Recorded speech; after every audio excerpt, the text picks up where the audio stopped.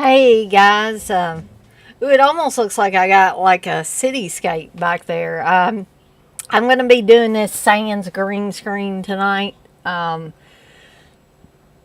because I was running a little bit behind, and I figured we're doing a watch along, so my other logo though. Hold on just a second. There we go. So everybody can see my lovely Evil Dead chick logo if they want to. I do have the astronaut stuff going on in the background. I'm not sure. Oh, I see what that is. Hold on just a second. That's kind of distracting. It was almost like monitors or something.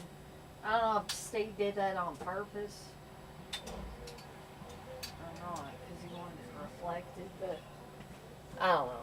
Anyways, it still looks like you can see it. I probably should have just left them alone, but anyway. Hey Darren, hey Apollos, hadn't seen you for a little while. But like I said, I'm doing it sans green screen tonight because I figure everybody's going to be watching the movie rather than looking to see what kind of background I have. So that, and I was a little lazy tonight, and hadn't been, of course you guys are probably sick to death of hearing this, but I wasn't feeling too good today, and I'm going to explain partly about that. Hey Blair, it's good to see you too. I was kind of hoping that you would show up because I was listening when Steve was doing his show, and it seemed that a lot of you guys were in his stream. Well, actually, I think he's back there playing his wrestling game or something in Texas. This almost looks like this is servicing as a green screen. Look at that. You can see my little cabin thing in the ghost energy drink I've got. So that's pretty cool. See, I get all excited over little things. But anyways, I am going to explain, you know, why I was a little delayed getting all this stuff up there. Because I wasn't even sure if I was going to be doing the watch along tonight, and I'll tell you why. And Steve probably will say, "Dang, you don't need to give all the personal details of your life out," but I will anyway because I really don't think anybody is from my place of employment is going to be watching this anyway. So I think I'm pretty safe on that. So here's the deal. Remember when I was telling everybody that's been in my last few streams, Blair, you might not be aware of it. Apollos, you might not be aware of it, but I know Darren and Texas are surely aware of it, and maybe some people that are listening. I had discovered while I've been having these long haul COVID symptoms and I've been working from home and had everything pretty well worked out with my manager and my supervisor at Stockyards to, as long as I was having these fevers, to bring in or send or email them a note from the doctor saying that I was still experiencing the fevers, and my manager told me one note a month was fine. That was his preference. So that's what I've been doing the last few months. Every month, if I'm still running the fevers, I get a doctor's note. That's fully what I intended to do this month. Hey, John. That's fully what I intended to do this month and any subsequent month after that I was still having the fevers. Okay. So a side note to that, most of you guys know that upon working from home for several months, I discovered how much at ease I was and how I thought I was, hey, Menelect, how good I thought I was doing and much more improved as far as doing 300 or more tickets a month and putting in a lot more time. I felt more comfortable. I was always in touch with my team, my supervisor, my manager, the other help desk team members. And so what I got to thinking was, well, why couldn't I ask for reasonable accommodations due to my anxiety, panic attacks, depression, and all that, and just explain to them that I think that I'm doing a better job working from home. So I asked our HR department about that, and they said, well, yeah, here's what you do. You ask us first. You send a request to us. We will review your request, and then we'll send you some paperwork for you and your doctor to fill out. So I thought, great, So I got the paperwork, made appointments with both my psychiatric nurse practitioner and my therapist to primarily have the psychiatric nurse practitioner fill out her part of the paperwork. I made an appointment. She took time out of her day to go over all this stuff with me. I also had a second appointment with my therapist, and she agreed to write a supplemental letter up to go with this paperwork, which I went on and sent the paperwork to our HR department so they could go ahead and be looking at it, because they said to get it to them by the 9th of September. So I thought the earlier I get it to them, the better off everything's going to be. So I did, and the next day, one of the ladies from the HR department called me. I thought, great, maybe they've got an answer to give to me now. Yeah, they had an answer, but boy, was it one hell of an answer. So the lady from HR that called me basically said that my supervisor, her, and the head of HR had a meeting, and they made me think at first that it was all my supervisor that was pushing back and did not think that it was going to me working from home continuously. It turned out later it was, as they said, a collaborative effort. But anyway, she said that, that they were concerned, or rather, she said Kim, my supervisor, was concerned that Because one of the essential duties that's listed is to be able to go to different locations and, move or relocate equipment or maybe work on something for somebody. And I said, that's fine. I said, the problem doesn't lie there. I told her this specifically. I said, it's in the paperwork. I actually had the psychiatric nurse practitioner put that because she told me that she was concerned that they had that listed in the essential duties. And I said, I don't have a problem at all with going to other locations and assisting with stuff like that. I said, that is not where my problem lies. My stress is lying with working the help desk every day and having all that activity around me, having people come into my cube and talking in one ear while I'm on the phone with someone trying to help them. I said, I get really stressed out, cannot concentrate, cannot focus. Therefore, I think it's impeding the amount of work that I can get done, the amount of tickets I can get done.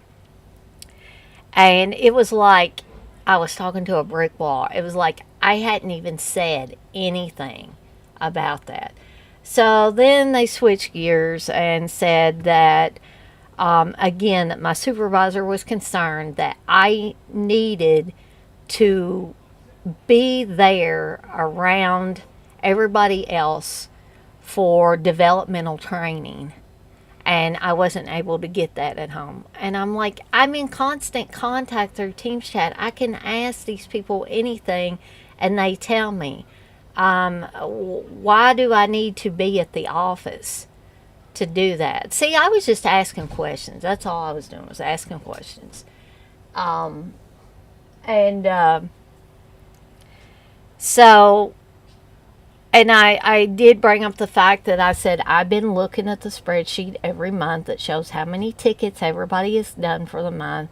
And I said, although I'm not doing, I'm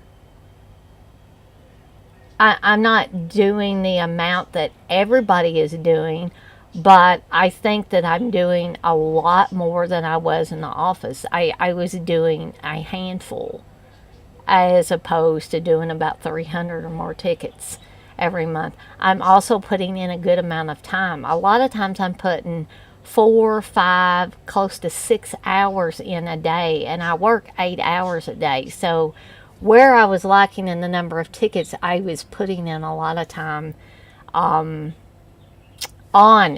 these tickets. So then the lady from HR comes back and says that basically I was underperforming behind everybody on the help desk. Like, that made me feel this small. So needless to say, I was upset, and they said, but what we can offer you is this. We can offer you to switch cubicles with your supervisor. Number one, my supervisor is 1 cubicle back from me. It's not isolated. How is that going to help me? I'd just be moving from one cubicle to the other in the same area. They also offered me noise canceling headphones. And then one of the last things she said was, you're point blank, you're going to have to come back to the office. So, I let them know that I was not happy with that, and I did not feel like those options that they gave me were acceptable. I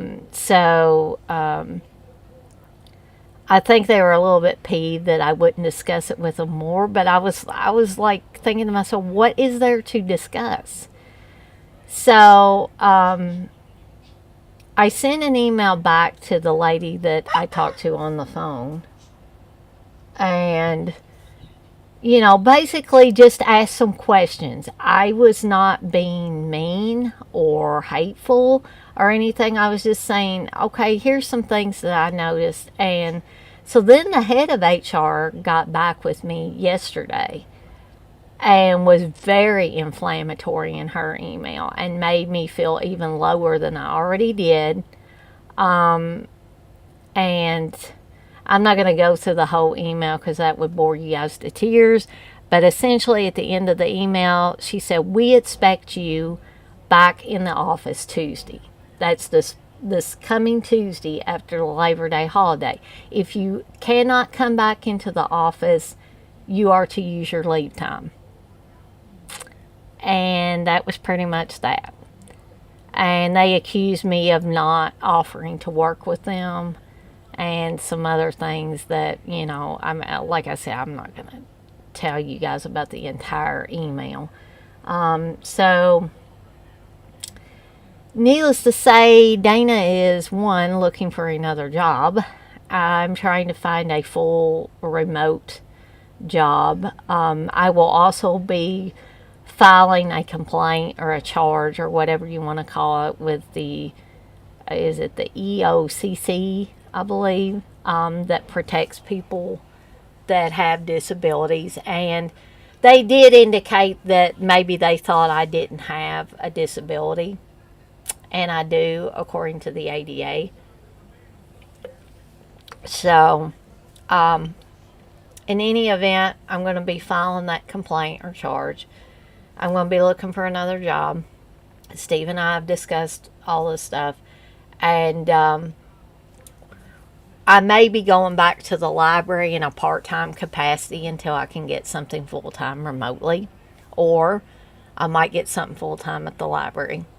In any event, I'm not going to be staying with Stockyards very much longer because I feel like that I've been treated terribly. And I did not know that this was going to turn out like this, but they are totally not willing to work with me. The other thing was they have made any agreement I had with my supervisor and manager about this long haul COVID and me giving them a note every month. They made that null and void. I can't even talk to my supervisor and manager about it anymore. They have been instructed to direct me to HR. And that's it. So, yeah. So, I'm going to read through y'all's comments or your stuff in the chat, and then we're going to try to get this party started with the movie. Matt, you say it's because you mentioned mental health problems. Amazon used to act like they cared about employees' mental health. If you actually bring it up to them, they will act like you're a psycho. Well, these people didn't act like I was a psycho. They pretty much acted like I was faking or something. Hold on just 1 second. I think Brink's wanting to come in. Come on, babies.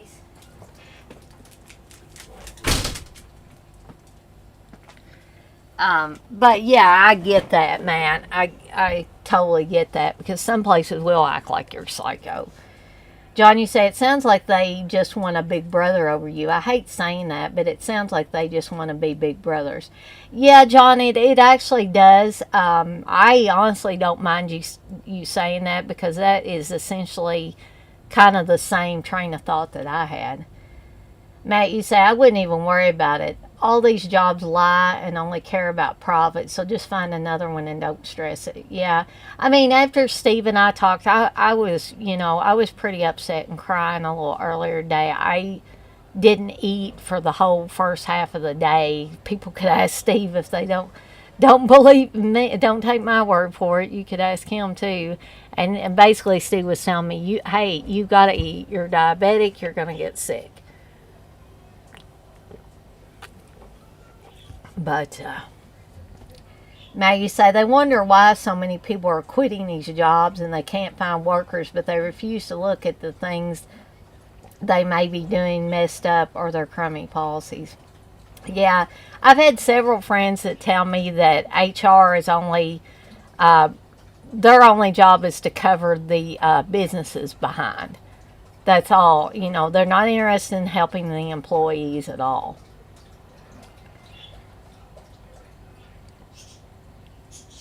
John, you say, yeah, you should sue those motherfuckers. It sounds like you got a case on your hands between long haul COVID and their negligence and mental health bullying.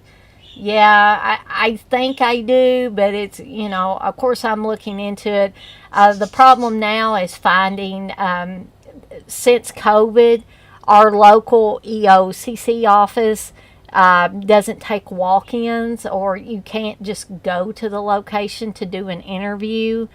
To move forward in the next step to file a complaint.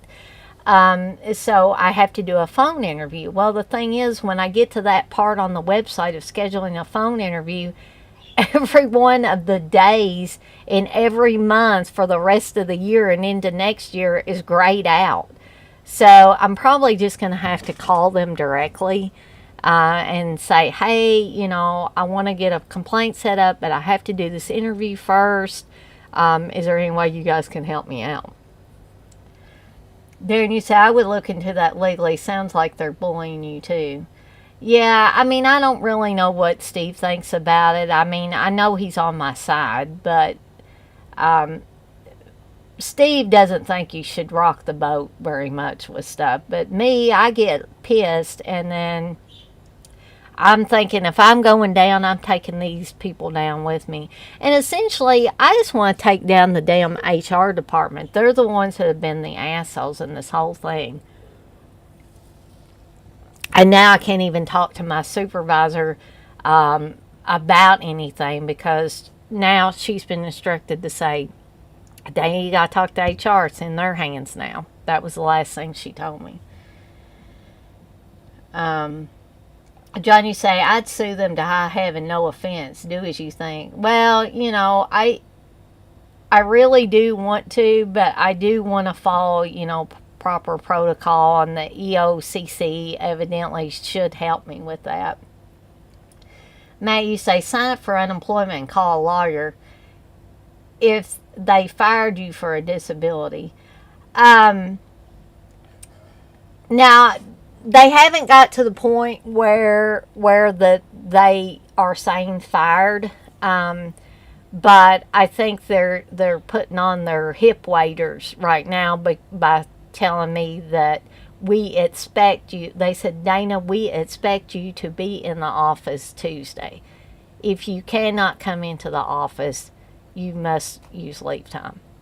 So I don't even know if I've got to contact them to use my leave time, or I can contact my supervisor. I guess we'll find out that Tuesday, because I'm going to spend Tuesday, if they don't want me to work, heck, I'm going to spend Tuesday looking for another job. I've already started the process and applied to like 10 or 15 remote places. John, you say, I would guarantee you if you brought a lawyer to them, they'd pucker those photos up and give you whatever you wanted, huh? Well, they're kind of being self-righteous right now, because I asked about an appeals process, because somebody in the know from the JAN network, I think it's Job Accommodation Network is what it's called, and they told me that there is an appeals process. Now, I don't know if that's a federal appeals process or what, but they basically, the HR department said, if you want to appeal, then you can talk to the head of the bank, which they know that's going to get me absolutely nowhere. And the head of the bank is too busy to deal with this kind of stuff. And he's probably just going to send me right back to HR.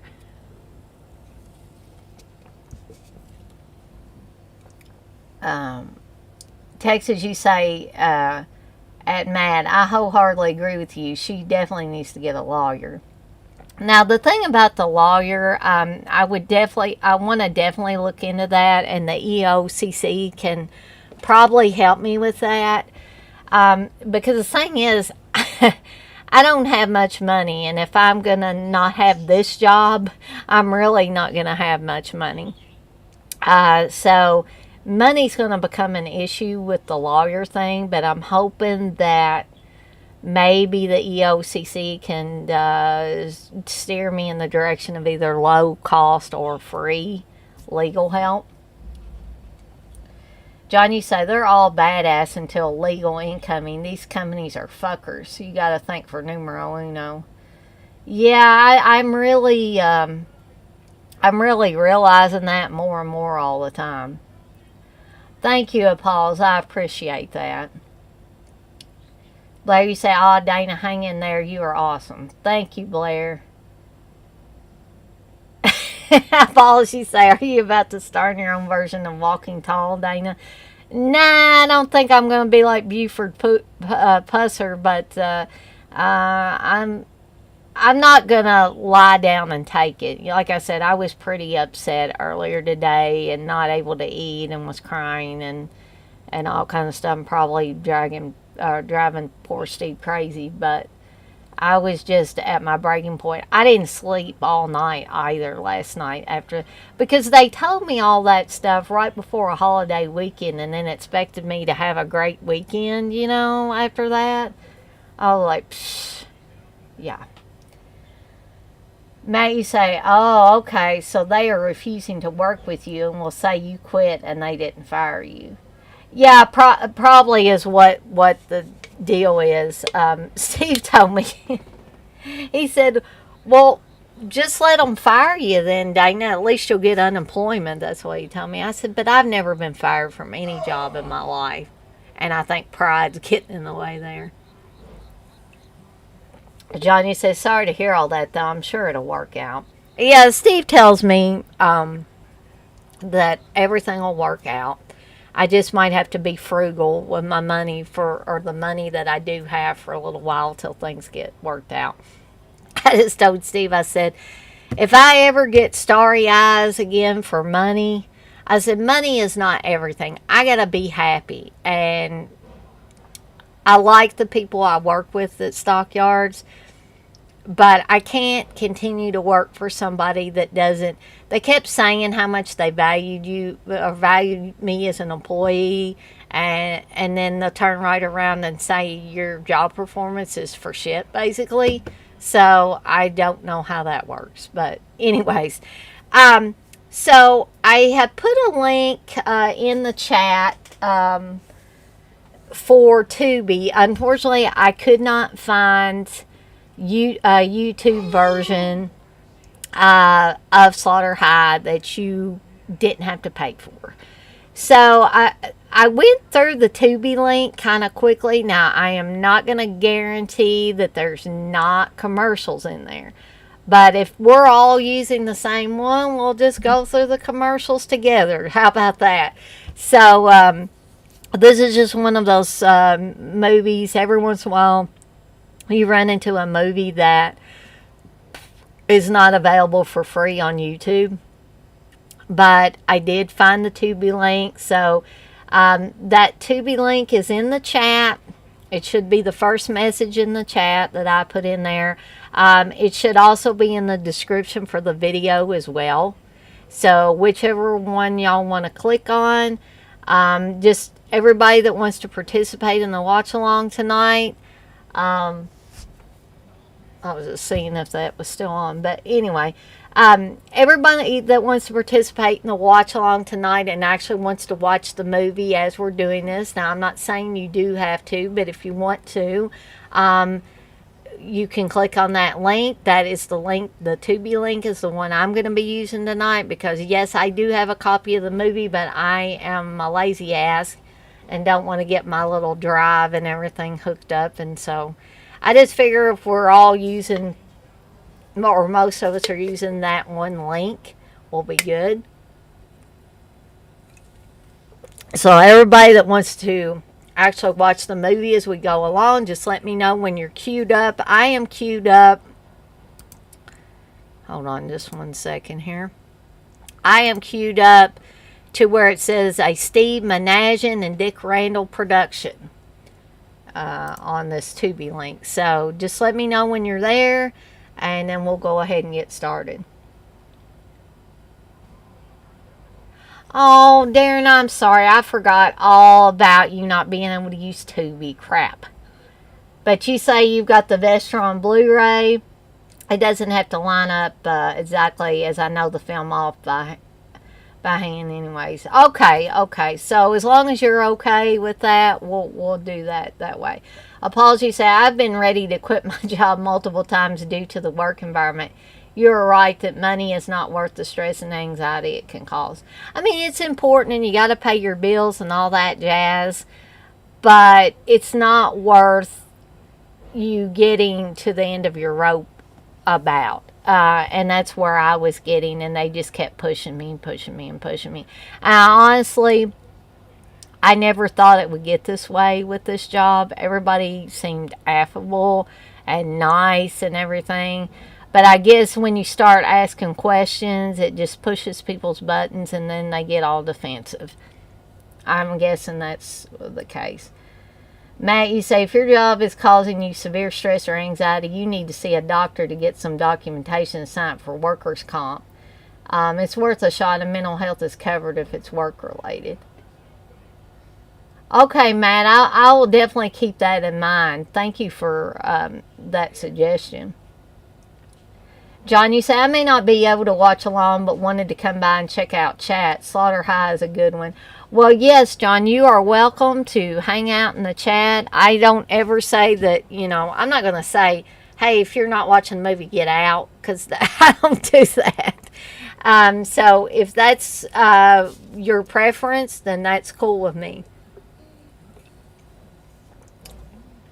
It is, John, I will admit that it is lit so dark in some scenes.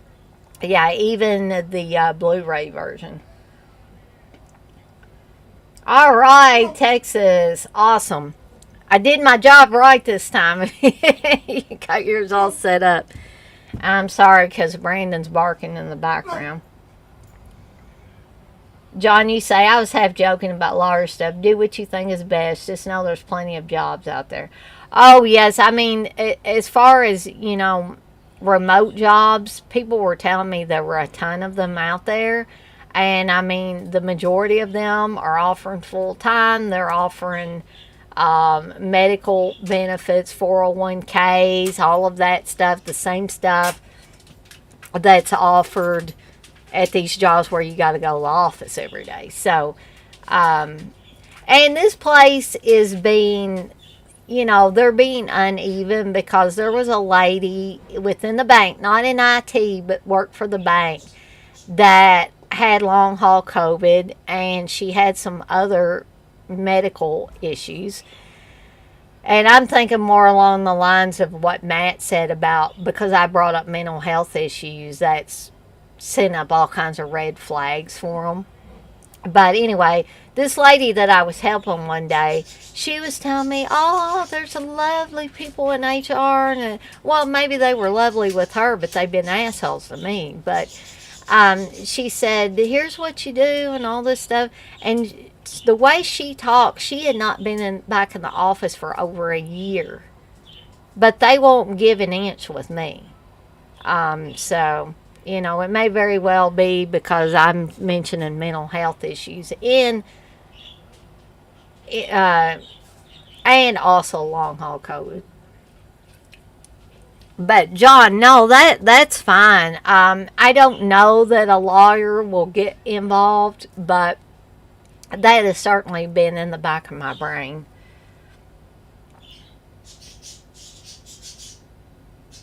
John, you said the ball is in the workers' court with IT. They need us more than we need them. LOL.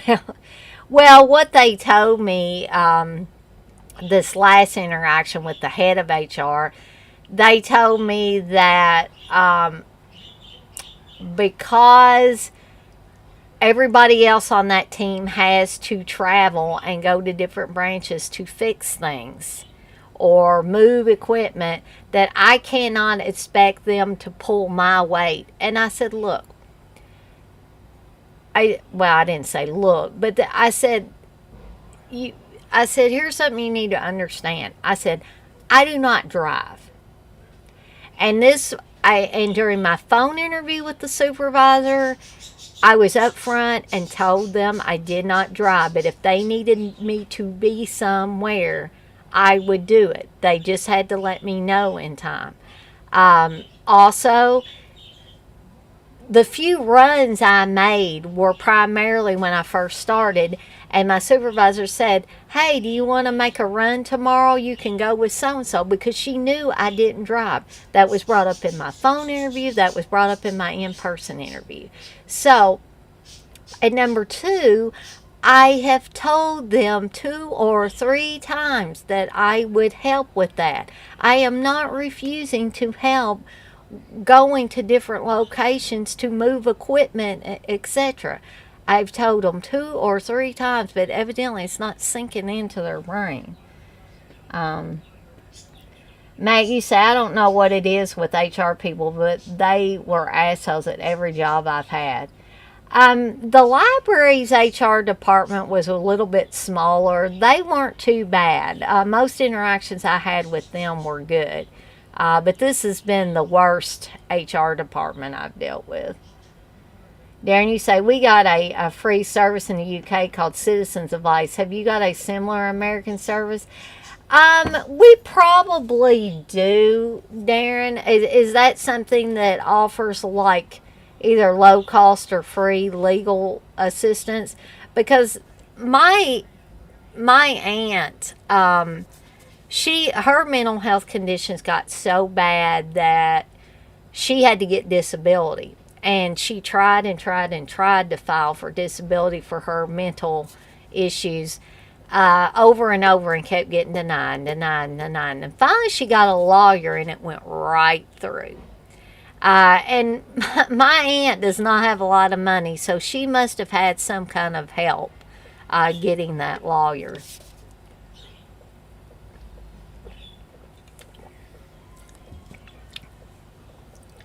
May, you say, I just quit my job. I'm starting a new one Tuesday. I will job hop immediately if they start being asses or treating me wrong.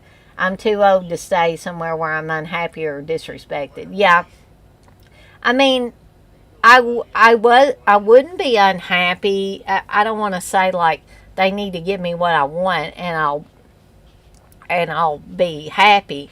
I'm just saying they're just being very rigid with this whole thing, and throwing up all kinds of roadblocks when it would just be simple to just say, yeah, work from home and come in when we need you to do some large scale moves. And I would be cool with that. Or if they want to do some kind of training with me that's going to take all day, by golly, I'll come into the office and do that. But just having me there, they get a whim or they get a bee in their bonnet to start training me on something. No, that's ridiculous. But if they want to set aside a time that says, okay, Dana, can you come into the office on this day for these hours, or perhaps all day, where I'm not answering phones, but they're training me on, let's say, how to do new hires, how to do term employees, how to do this or that. Why couldn't they do that? That is the most ridiculous thing I've ever heard in my life. That you have to be on call there at your desk just so on a whim they can decide to train you on something. It's ridiculous. Well, John, you say, yeah, Matt, for real. If you can keep a job for 2 to 3 years now, it's a miracle because companies can be jerks.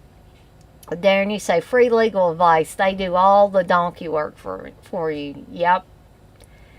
Matt, you say, yeah, I get burned out fast too. I don't see how people stayed at one job for like 40 years back in the day. I'd dive into a wood chipper. That's what I felt like the last 2 days. I literally felt like I wanted to dive into something, dive into the ocean or something. John, you say, bigger Fortune 500 type companies have a lot of remote work jobs and often are pretty consistent and structured. No weird curveballs are in office. Smaller or local companies tend to be shadier. Well, and see, Stockyards is a huge bank system, which is, why I can't understand why they have to be so rigid. Now, you say, I work at a lot of these factories and warehouses, and they are all slave labor jobs, expecting to work 100 miles per hour, no excuses. Yeah, I've seen a lot of jobs like that, unfortunately, Matt. John, you say, I worked for a print local company in Alabama for 2 years, then they were crazy, just unprofessional and shady. Yeah, I think almost all of us could have stories about about jobs. Matt, you say you live in Huntsville, Alabama. Okay. So, it sounds like, not that you guys can't keep talking about whatever in the chat. You most certainly can. But I think I'm going to go ahead and get started and do the countdown. It sounds like the majority of you that are planning on watching the movie are queued up. So I am going to switch to my screen with the movie on it. Again, we are at the Steve Manajan and Dick Randall production, and I'm making that full screen, and then we're gonna 3, 2, 1 and hit play. So 3, 2, 1, press play. And like I said, if there are commercials in this, I do apologize. But we'll get through it. So now I'm seeing the Slaughter High title. Kind of looks like the fonts I like to use on stuff. I do remember something about the music. Now, Harry Manfredini did the music for this, believe it or not. The same guy that did the Friday the 13th stuff. And these people look way too old for high school. What do you guys think? But Steve said this is the most annoying music ever. Steve always going, near, near, near, near. And there's Harry Manfredini's name. Speaking of. And I'm not entirely sure, but I was thinking either the outside or the inside or both are maybe an old mental hospital. And this is produced by Steve Manajan and Dick Randall.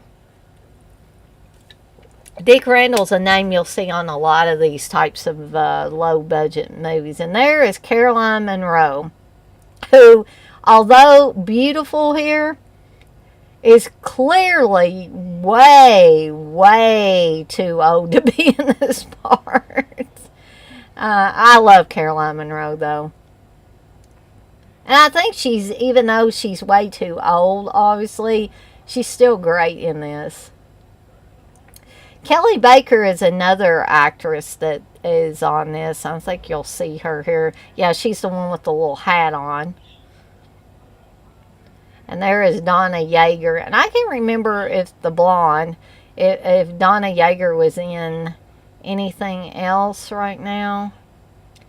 And of course, poor Simon Scudamore, who plays Marty, the nerdy guy right there that Caroline Munro is leading to the girls' locker room. Unfortunately, Simon Scudamore took his own life, I believe, not long after this film was made.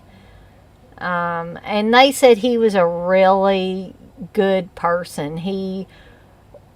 I think he may have worked with kids that had disabilities or emotional problems or something, and he would never let the movie get in the way of him helping kids out. So it is just such a shame that that his life had to end so quickly and at such a young age. So you Caroline Munro fans, although you're not going to see her naked, you're not going to see her topless, but you are getting to see a little cleavage from Caroline Munro there.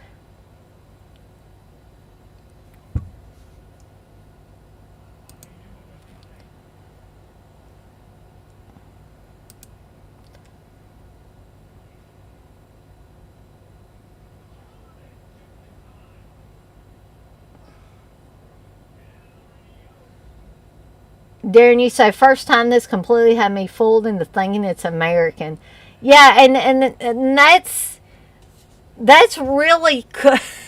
It's kind of cool that they were able to fool somebody actually from the UK. But yeah, I think they do a pretty good job, other than, obviously you hear Kelly Baker's accent for one. That's clearly British, but that doesn't mean anything. There could be British people in the United States.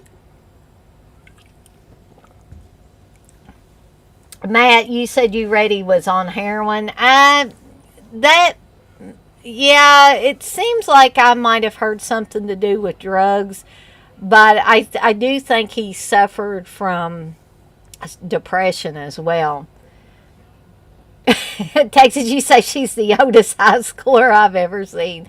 Yeah, I think she's pretty much even got Sissy Spacek beating Carrie, I believe. That is the weirdest looking condom I've ever seen in my life.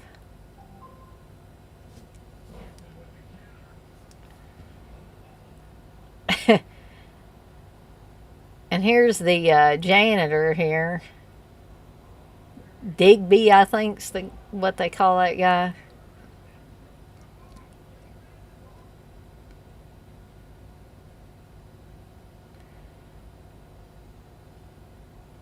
And then here in a minute, you're going to get to see some full frontal male nudity.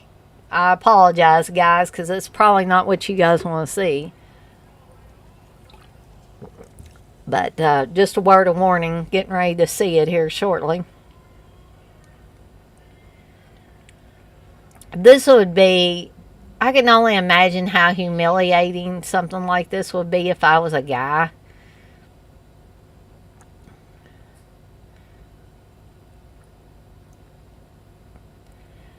I mean, the only thing that kind of nearly rivals this is a scene in Trick or Treat uh, where Eddie Weinbauer is like, they throw his cassette tape out where the girls are playing volleyball or something, and they snatch the towel off of him and he falls out there naked and he's trying to get back in the locker room. That scene and the one of Marty are two very big humiliation scenes. And then, of course, they take it a step further here, which this is even worse. I mean, I hope to goodness you guys were something like this never happened to you, or you don't know of anybody that it happened to, because that is terrible. And of course, this is similar to Carrie. The coach comes in and catches them doing something to somebody that's made fun of on a regular basis.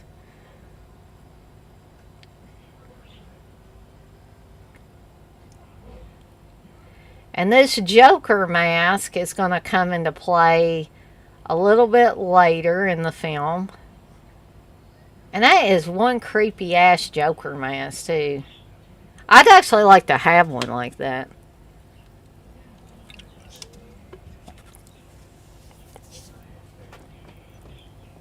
And two, this is similar to Carrie as well, albeit a little more hokey, where he's wanting them in the gym and he's gonna make them work out.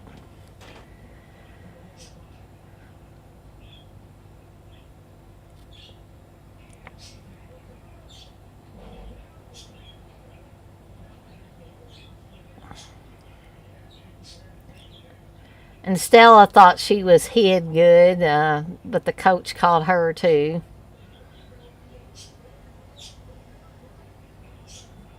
Donna Yeager also looks too old for this part. The majority of these people look too old for this part. And there is a commercial. So I guess we are going to have to deal with commercials. So do apologize, guys. There's a car commercial for drive time. We can talk about these damn commercials in here.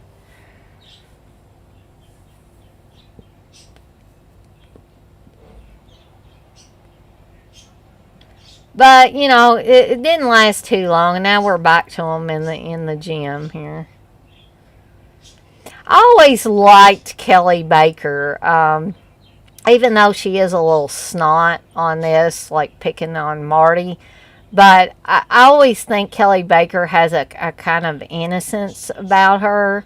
I also like her in Don't Open Till Christmas as the dancer in the I guess you'd kind of call it a peep show booth or something, although Kelly Baker never takes her clothes off in it. She basically dances. But I also like her in that role as well. This role is a little bit more innocent, I guess. Even though, like I said, she is a little snot towards Marty.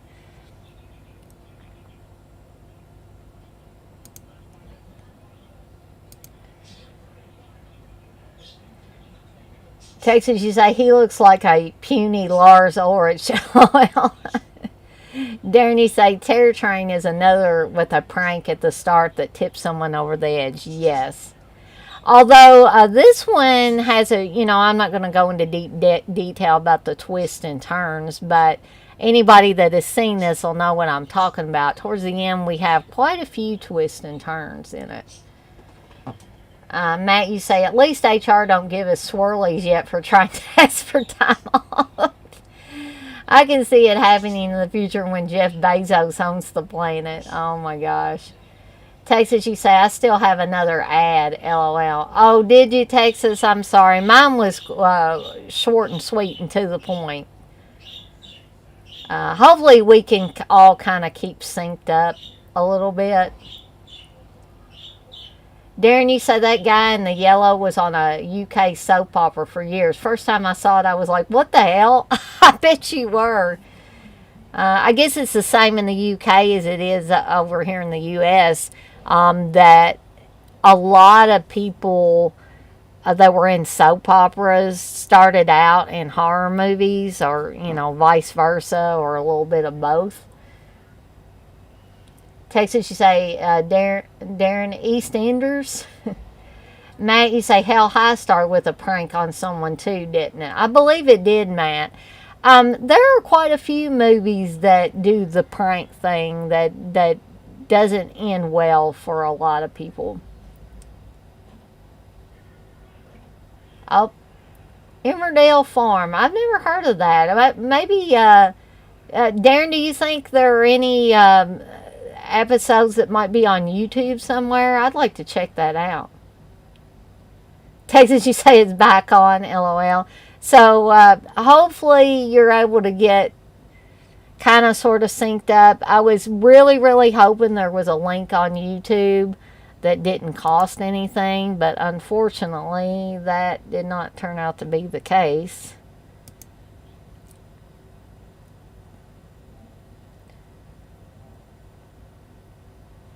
Now they're having to do the push-ups here, and these guys are late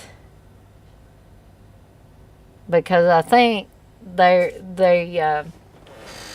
think probably when I was back in the chat, I think they gave Marty a joint.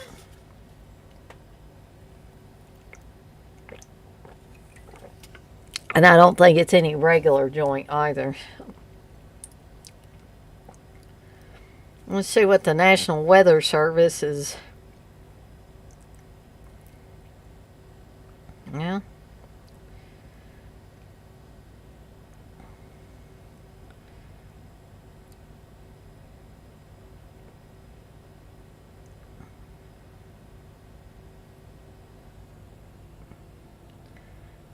Well, it was something National Weather Service, but I don't know. It's not showing me all of it. But anyway, Marty is, I haven't ever smoked a joint, so I don't really know what the proper protocol for smoking a joint is, but I've never really seen somebody cut their hands like that. Maybe he was trying to get more of the marijuana into his body that way. I don't know. I don't think it would be good to light a joint with a Bunsen burner. But evidently, this particular joint must have some kind of explosives in it. Okay, here's a question I have. Why in the world would you have acid up on a very precarious shelf like that? Wouldn't you think that would be something that you would put down lower? Especially in a lab like this?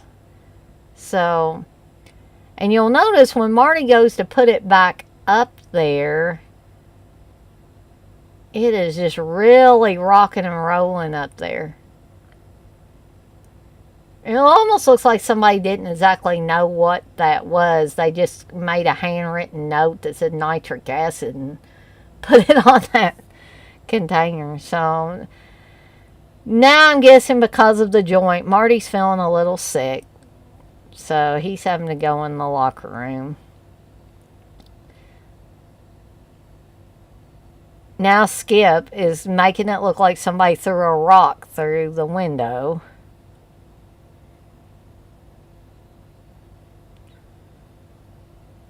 And this is just an excuse so he can go add something to the stuff that Marty has in the lab. I mean, like, this is almost like two or three pranks for the price of one. Because, first they did the whole thing in the girls' locker room where they gave him the swirly while he was naked and everything. And took pictures of him and video of him while he was naked. And then they gave him the joint that was obviously not good. Now, I'm never sure if this is like, I don't know what this is. Is this like baking soda or is it I don't know what it is. But evidently it causes some kind of reaction in here.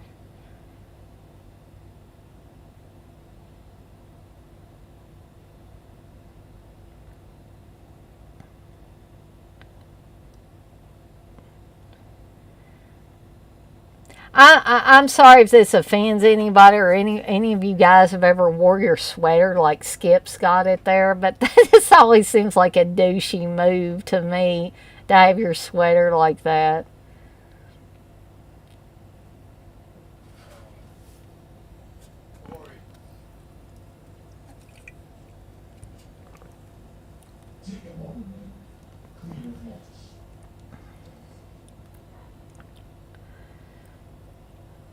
And then, of course, Skip comes back, and the coach asks, did he find the person through the rock through the window? And he's like, nah, they got away.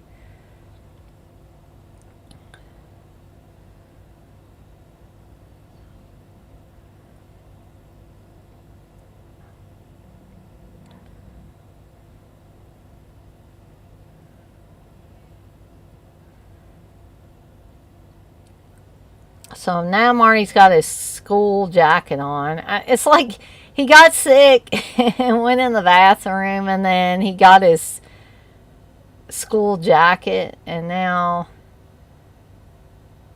several different things are coming into play, and bad things are happening to Marty in the lab.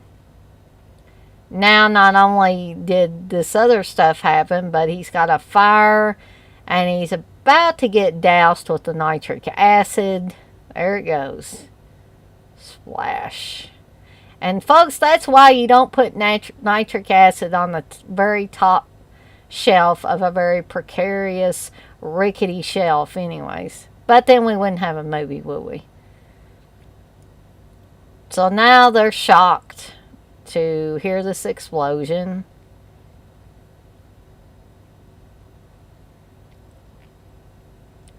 Skip, of course, is in the lead here because he was the last person to do something in the lab.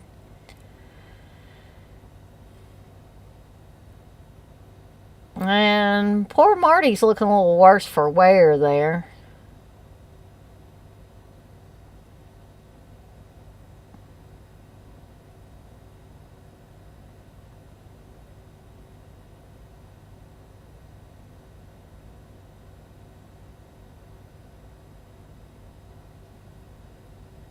So evidently Marty's still alive, but he's not in good shape, obviously.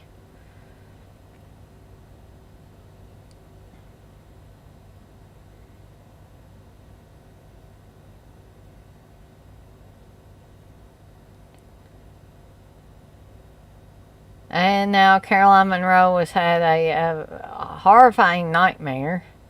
That is the biggest headboard I've ever seen on a bed. And that's an awfully big bed for one person.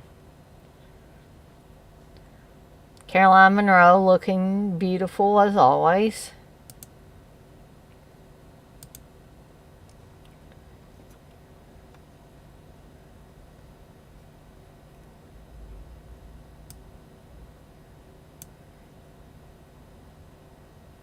Texas, you said the coach looks like Hunter S. Thompson. Oh, Darren, you say it's crap? Oh, okay, gotcha. Matt, you say, yeah, I think the Toxic Avenger had the most vicious prank on someone. Oh, there's probably no doubt about that. Blair, you say, I thought Steve Gutenberg was in this. That would be awesome. Matt, you say it's thundering here right now, getting ready to rain. Steve said evidently we're supposed to get quite a bit of rain and thunderstorms this weekend. Matt, you say you need to try marijuana. It really helps with depression. So I've heard, Matt. So I've heard. Now, Steve actually has like gummies, and he took a gummy and a half or a gummy and a quarter last night. And he just, he giggled a little bit and then went to sleep. He was mellow. We'll just say that. But I tried these gummies one time, and I only took one gummy. I took half, waited a little bit, and took the other half. And honestly, I didn't like how it made me feel. So I'm not sure if smoking marijuana would be about the same or not. But I just, I know it's supposed to affect brain chemicals and stuff like that. But I literally felt like when I was walking across the floor, when this stuff kicked in, it was like my foot took an extra half a second to hit the floor while I was walking. My foot, it was like my foot paused and went down, up, paused and went down, and it was very, very weird. And I started to get panicky feeling because I didn't know how long this weird feeling was going to last.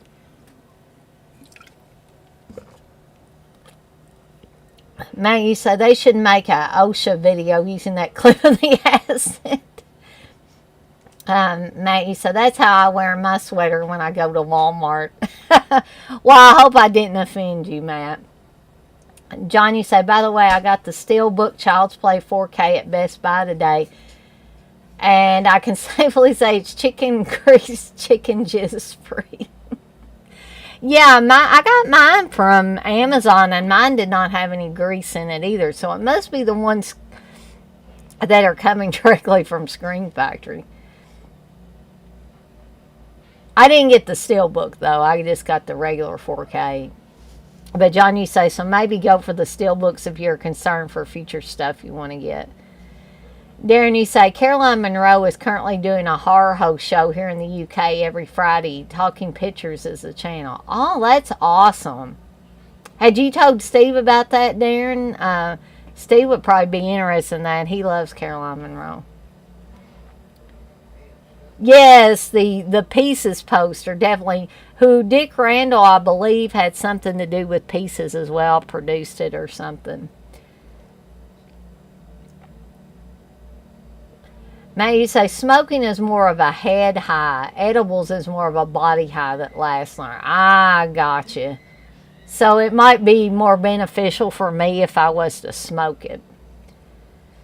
Matt, you say you have to get the right milligrams too. If you don't have a tolerance and take too much, you won't enjoy it. It would be similar to never drinking alcohol and then chugging moonshine. Totally get that. John, you said Garrett got his fun house in and it was okay. Maybe just that one Child's Play run, I hope. I have too much I want to get from them.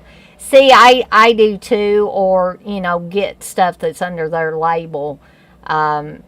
I can't just, I find it hard to just say, I'm never going to get any stuff from Screen Factory again because people got greasy discs and cases.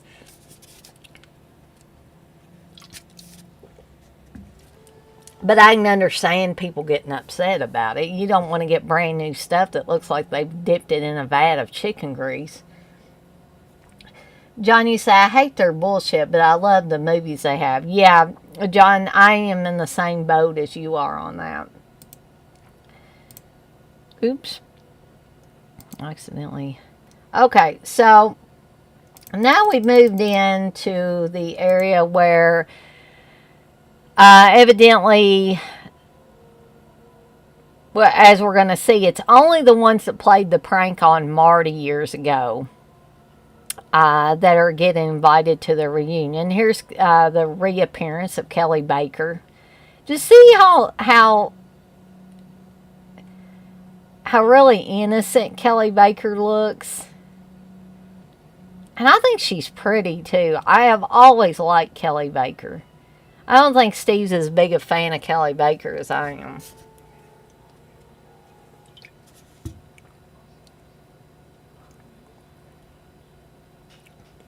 But you know, I have a great love for these British movies. Um, Especially these early ones. I mean, and I've mentioned this before. I know Darren has heard me mention it more than once that I love Pete Walker slashers.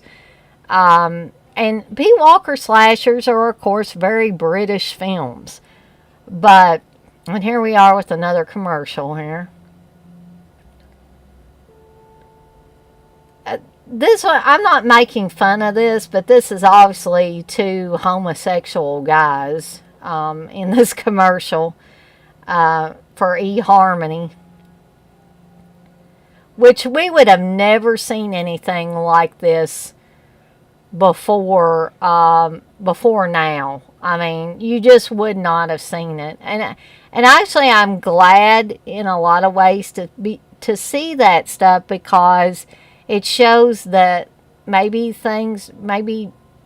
people's perceptions and their brains aren't so closed-minded, and maybe people are opening up to because even though that is not my lifestyle, I have friends that are homosexual, and it doesn't bother me in the least if that's their lifestyle, the lifestyle that they've chosen. Not a big deal. But anyway, that commercial just made me think of that. So now we're back to the movie. And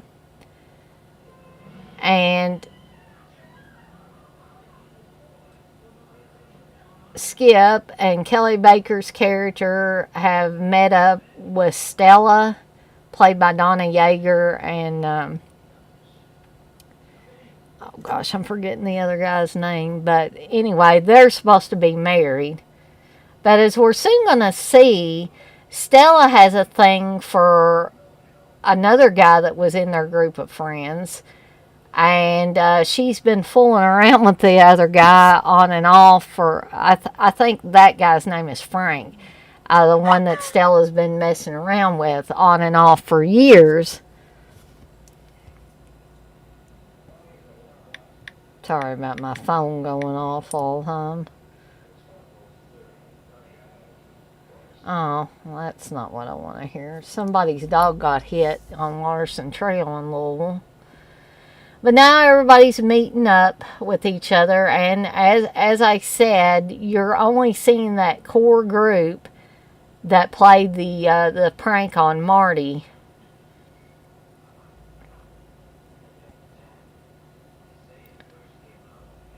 And in a lot of ways, this part here where they're arriving and all that, and it doesn't really seem like anybody else is there, is very similar to Class Reunion Massacre, aka The Redeemer,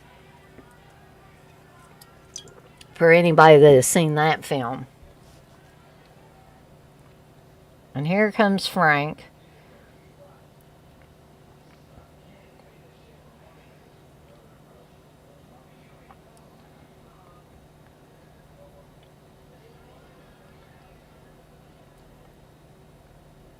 Well, I think Frank was past it back in their high school days. They were all past it. But, we tended to, or I know I always did, suspend disbelief a little bit when you're watching these old slashers, because that's not what it's all about. We all know that they always had people that were way too old to be playing these parts of young people. We saw a lot of movies where guys had receding hairlines, etc. So, And they were playing either high school or college students. Now we probably wouldn't bat an eye seeing a guy with a receding hairline in college. But that's because a lot older people go to college now. Once upon a time, a lot just younger people went to college, and they would usually go right out of high school. So you're talking about 19-year-olds going to college.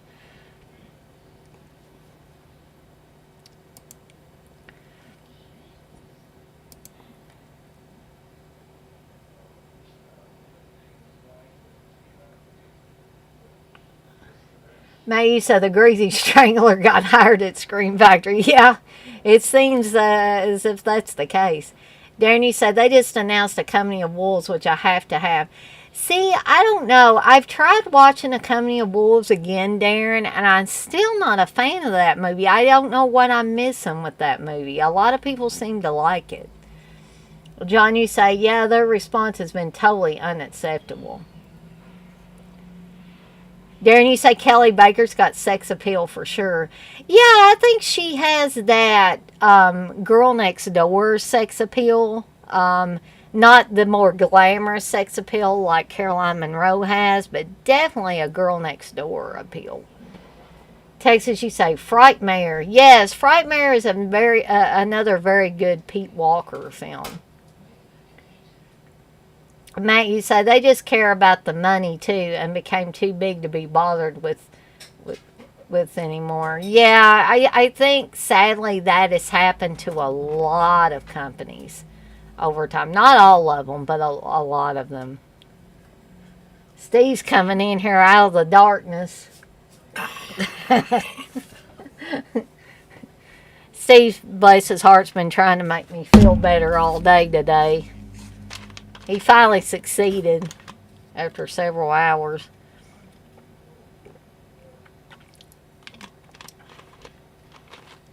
Texas, you say, LOL, I just got the commercial break. Yeah, unfortunately, I'm guessing it's unpredictable for everybody. Here is the appearance of the Jason mask. And well, it's not exactly a Jason mask, but they do make a joke about, who did you think it was, Jason? And they even do the little Harry Manfredini Friday the 13th stinger there. And that is because I believe that Steve Menashin had something to do with the first Friday the 13th. Darren, you say, hasn't Steve got his reunion next week? Hope they didn't upset anyone back in their school days, LOL. Yeah, me too. Because I'm supposed to be going to said reunion with him. Yes, he does have his reunion next week. We are going to go to his hometown of Campbellsville in Taylor County next week. We're going to have a full day that day because if they don't fire me first, I've taken a half day off from work so that we can leave early to go to Steve's reunion. But we also have a dental appointment for Brandon that morning. I will be working, but Steve will. Steve's going to take Brandon to his appointment. And hopefully, we'll be able to get Brandon back home and get him, bless his heart, settled back in before we leave for the reunion. Yeah, but I sincerely hope that nobody upset anybody in their class. So let's go back to the movie here. This, John was talking about how darkly lit some of these scenes are, and here's a really good example here. Joe, that's that guy's name. Stella is married to Joe, but she really wants to mess around with Frank. Because as she'll say in a later scene, all Joe cares about is his goddamn machines. And he only takes care of her after he's taken care of his machines. So evidently, Stella needs her batteries charged more often.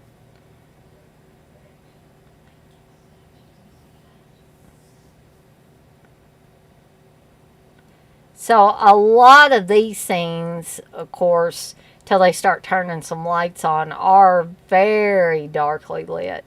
So now it's still a little dark, but at least we have, we can see a little more, quite a bit more of what's going on here.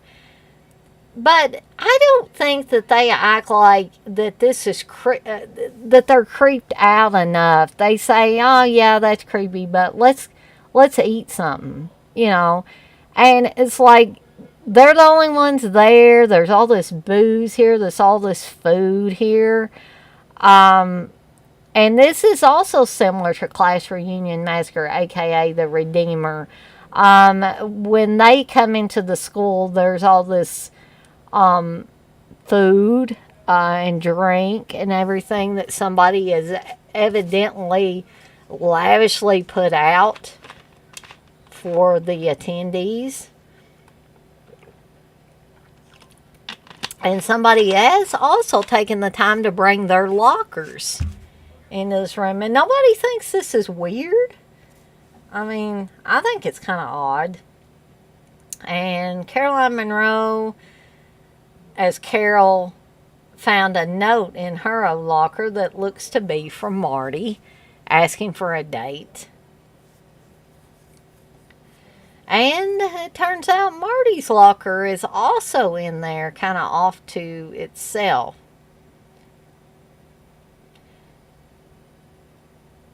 And you can see where I guess Marty has changed all these different derogatory comments everywhere. There was one early on. That looks like my pet rat, actually, that just came out of there. Um, I think early on there was a message on the wall in the girls' locker room that said Marty Ranson sucks, and he changed it to Marty Ranson fucks.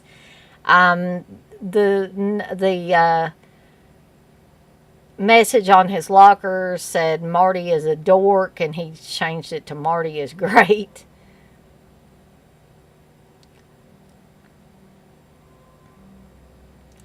No, he didn't get that chemistry prize because y'all played a vicious prank on him. So now Skip's going to tell the tale, or supposedly tell the tale of what happened to Marty after they did this terrible prank. And then Skip's going to say, "Nah, I'm just kidding. Last I knew, he was working for IBM."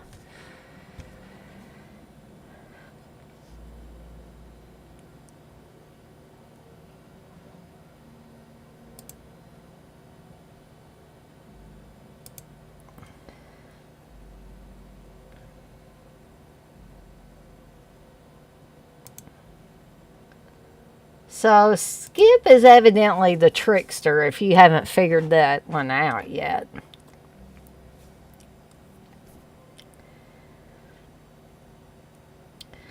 I'm guessing the only decorations the person could find that set all this stuff out was like 4th of July decorations. That's what it looks like.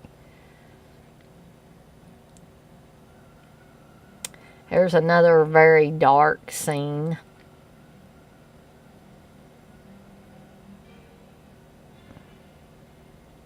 Ah, the Joker mask makes its return. I'm not sure if you could see that real well. So everybody's evidently doing this with their joints. I mean, like, for those of you that have smoked marijuana, did you do that when you smoked a joint? Like, and why is she smelling of it? But anyway. And this is evidently the age of cocaine, so they're going to do a little toot, as they say. Now, I'm not putting down anybody that has ever done cocaine, but this is something that I'd want to stay far, far away from, because I'm a big chicken when it comes to this stuff, so I would not want to snort any coke. And Kelly Baker says, "I gotta go pee." And nobody wants to accompany her to the bathroom, so I think Caroline Monroe's going to go. Carol's going to go with her. Oh boy, these guys are real pranksters. So we know they're planning on doing something to these girls or ladies.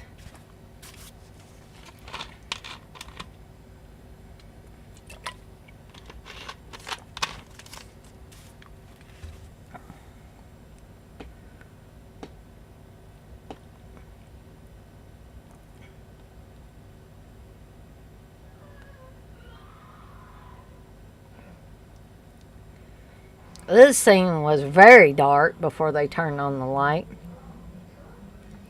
I'll tell you one thing, they had some creepy ass buildings for this. So, and now poor Kelly Baker has wet herself because the guy scared her so bad when she had to pee.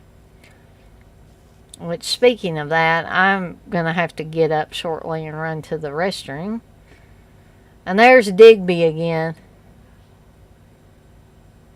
Now, who says that? Frank said, you nearly gave me a coronary. Who says it in that way?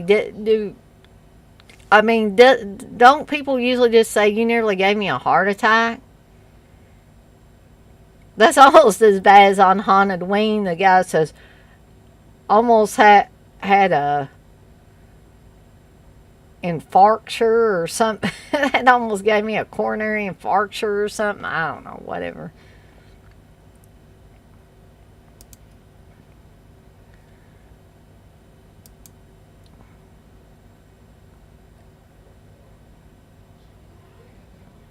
Larry said, what's marijuana? Darren, you said, I did coke once and didn't sleep for 3 days. It just wasn't for me, thank God. I have never tried it because, like I said, I will say nothing bad about anybody that's tried it in the past, or maybe anybody that does it now. But it just, that kind of stuff that I don't know how it would react with me. I'm just a big chicken and can't do anything like that. I've had friends that have taken. I used to have a friend. She has since passed away. She was a victim of a hit and run accident a few years back. Well, several years back actually. And she was a really good friend of mine. I really miss her. But when we were younger, when we were in high school, she told me she went to a party where people had some red pills. I don't know if it was speed or what it was, but they offered them to her and she just took them without a second thought. And I'm like, oh, gee, Stephanie, why would you do that? And she asked me too, did I want to watch her take any pills? And I'm like, no, thanks, that's okay. Like you say no to all non-Rx drugs. Yeah, I basically have to do that in my life because I like to pretty well be in control, and I feel like that drugs would take away said control. I have had a few instances, not too many, thankfully, where alcohol has taken away my control and made me sick. And so now I have to be very, very careful with the alcohol if I don't want to have those bad effects. Like you said, people always want to get artificial happiness instead of doing the work to be happy. Yeah, I get that, Like, the other side of that coin is the fact that some people, me being one of them, suffer from anxiety and depression, and without I don't take street drugs to make myself happy. I am under a doctor's care and take mental health medications to help with it, which I'm sure that's not what you're talking about, but it with me, it wouldn't matter how hard I work to be happy. There is a chemical imbalance in my brain that needs to be fixed or adjusted with the medication that I'm on. And I'm sure you understand that. I don't need to beat a dead horse with that, but I totally get what you're saying.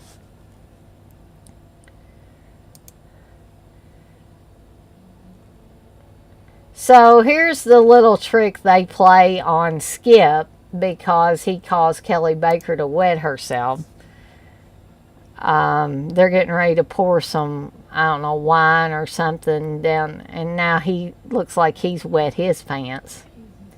I don't know, is that a real thing, tricking people like that into making a quarter drop in a funnel? And then you pour some kind of liquid in the funnel on the second try. I mean, I just wonder if that was a real thing. And they're still smoking marijuana. I'm looking at that now. Did somebody color on Marty's face, on one half of his face? Or was that picture like that earlier? Okay, so the bad stuff is getting ready to start happening here. And I am not sure if this is supposed to be acid or what is in this booze that's going to cause what happens here very shortly to this guy's stomach. It looks like something from Alien, actually.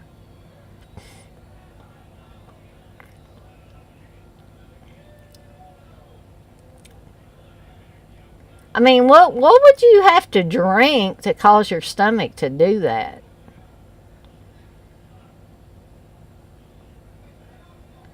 Okay, great shot of some intestines coming out of there. And blood popping on that chick's face.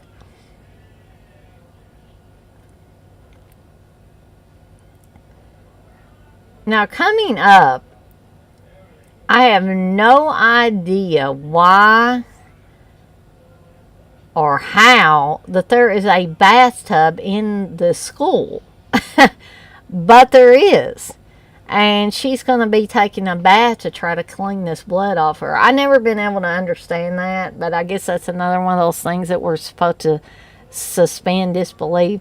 And it looks almost like something like Drano or something in that beer. I don't know what it was. And now, of course, they're panicking because they've figured out that they can't get out of this place.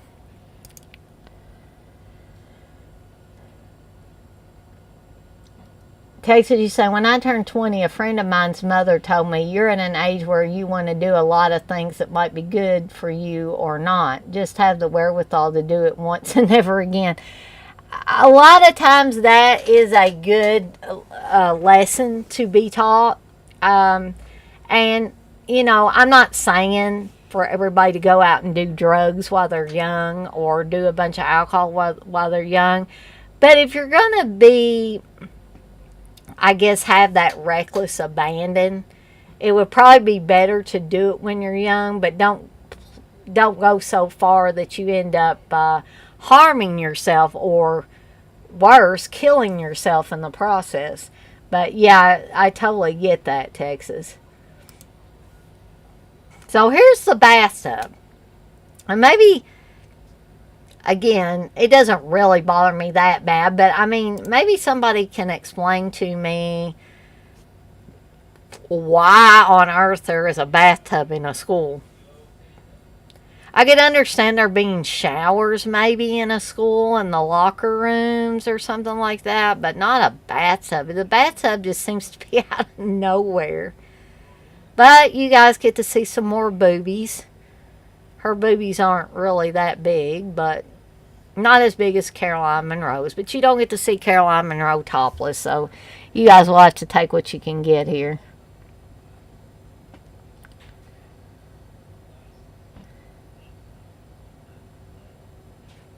And I think Kelly Baker has already gotten shocked. Evidently, whoever has trapped them in here has also electrified the windows. But this guy's managing to get out. Another very, very dark scene where you almost can't see what's going on.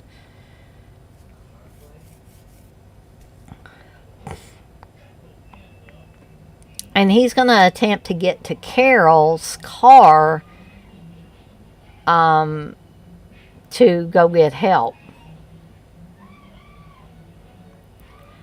I really don't understand. Again, we would not have a movie if they had done this, probably.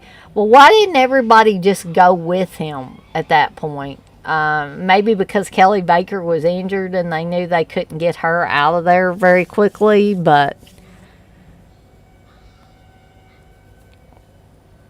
So he's getting into Carol's car.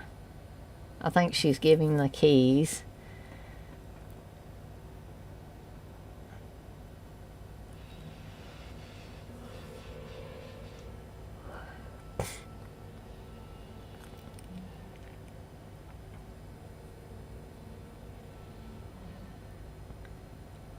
And of course, Carol said that the car started every time. So now, of course, he's going to have trouble getting it started.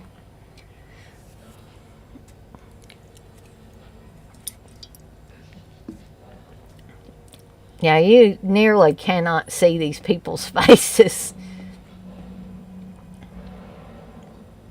There's a little bit more light on that guy there. Uh-oh.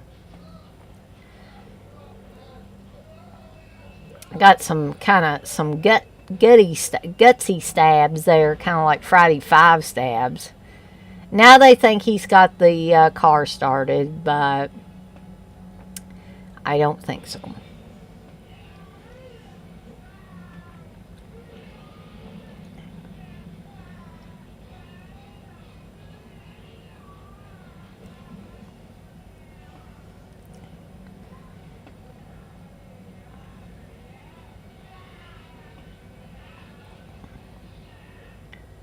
Oh, and there's the dead guy.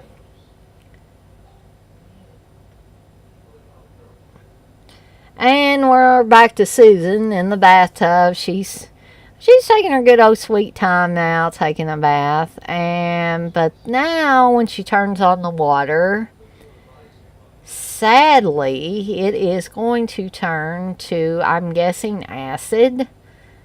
And I love this scene coming up here where her face disintegrates, basically. It looks like an old school like vampire film where they've staked the vampire and the face like it's stop motion animation. It's great. You're going to see that here shortly.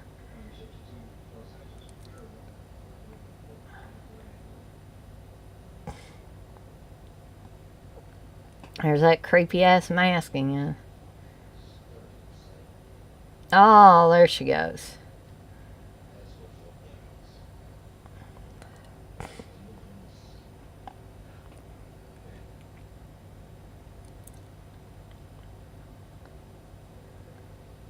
There we go. Is that not awesome? I always love that kind of stuff.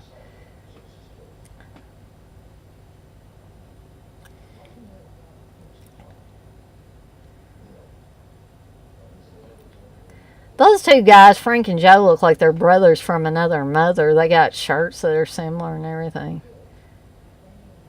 There ain't much left of Susan now. So now Carol says Marty's come back.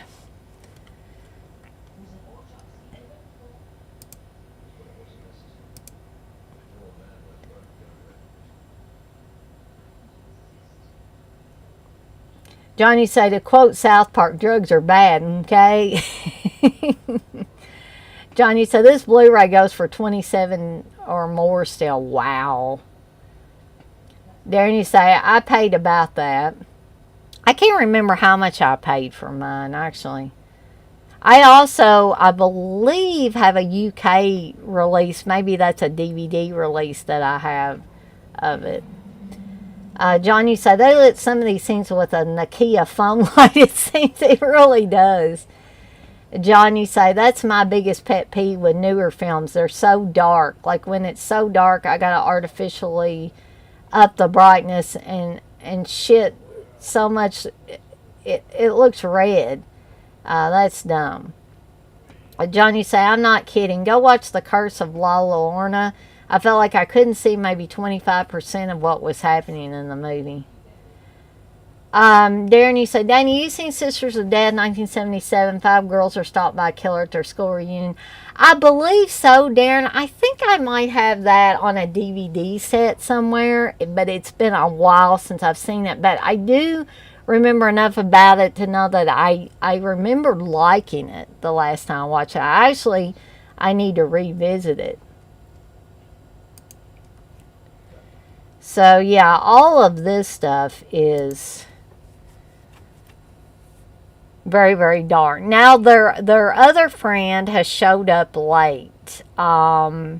She is the one that was talking to Caroline Monroe's character, and she is getting ready to get married. Her and Ricky, her boyfriend, is now her fiance, and so this is why she's late to the reunion. But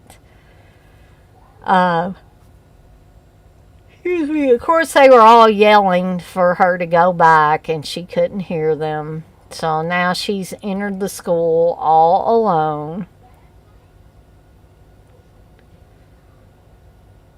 And we know that's never a good sign.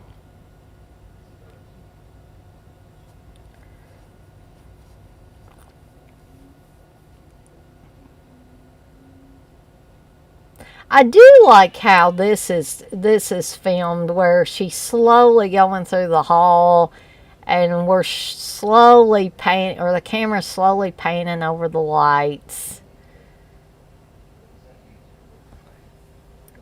And shortly, we're gonna see what looks like Marty, a young Marty, standing there. And what's going to turn into a pretty decent jump scare. So here we go. It looks like Marty. But as we can clearly see, that's not a real person. But instead of being wary, she's going to kind of walk right up to it. That is a funny picture too. Oh. So I think Susan is no more now.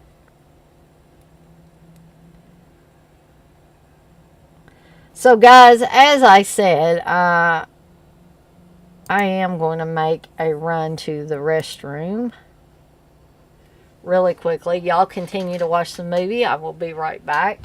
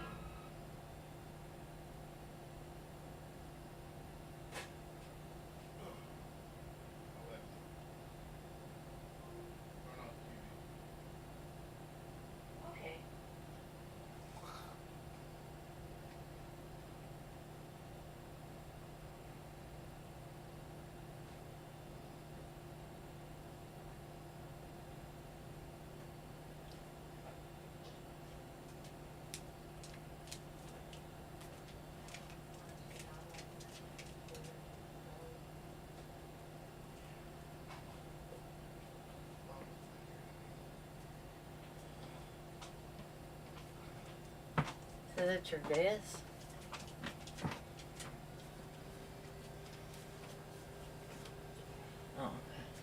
Oh, okay, guys, I'm back. He was looking for his phone back here. Okay, so let's switch back to the movie here.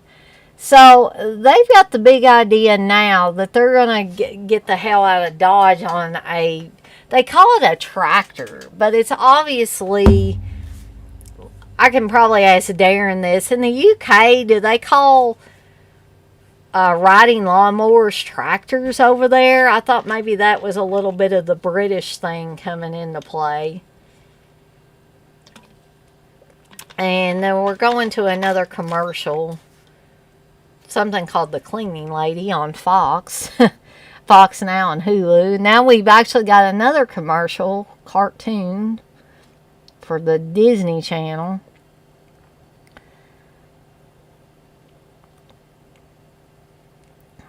Oh, Phineas and Ferb. What in the heck? And Hamster and Gretel. Oh my. I don't keep up with cartoons anymore, but now we're back to the movie, or I'm back to the movie anyway.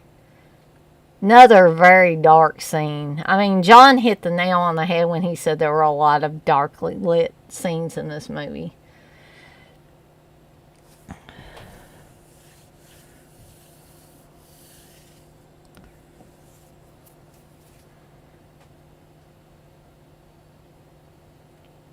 So Stella is wanting to get her batteries charged by Frank here.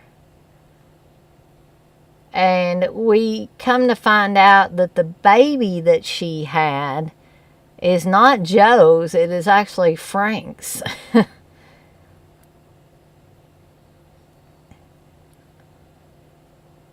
So I guess Stella's a little whorish. Would be maybe the nicest way to say that.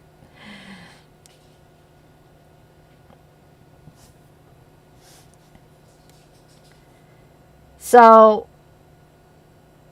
there's going to be a scene coming up where they're messing around. And, you know, most male nudity doesn't do a lot for me in movies, and this one's no exception. And I'm not making fun of Donna Yeager at all, but you get to see a little more of her than some of you guys are probably going to care to see. Because, I mean, it doesn't look like she's got too bad of a figure, but I don't know. You know how some women really shouldn't get all the way naked, you know, and she's not an ugly woman. It's just like me. If I was going to be in a movie, I would not want to take my clothes off. I would not want to be topless. So there's just certain people, even women with pretty faces, sometimes their bodies just, you know, for whatever reason or another, don't, and it might be the way they're filmed or any number of things, the lighting, but it just doesn't look real good.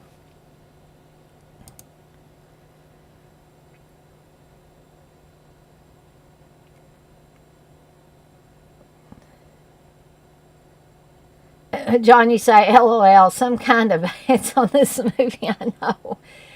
They really don't know their audience with the ads. No, I think they just stick things in there, just, you know, for advertisements. Because why would you put cartoon ads in a horror movie? I'll never know. Darren, you say tractors are usually on farms. They're really bigger than lawnmowers. Yeah, they are over here too. So I didn't know I don't know why you would call something that obviously looks like a riding lawnmower a tractor. That's why I asked. I didn't know if things were a little bit different in the UK or not, but evidently not. John, you say, I watched Videodrome on Tubi, and there Sean fucking has a Petco and Chewy LOL. Oh, that's funny. Oh, so Joe just bit it. I don't know. And here is a scene of Stella. And I don't know. She's just kind of sprawled out there. And she doesn't have the perkiest of boobs. And maybe it does it for you guys. I don't know. But she's kind of insulting to Frank, but he still wants to be with her. And he's having a little bit of trouble in the romance department here.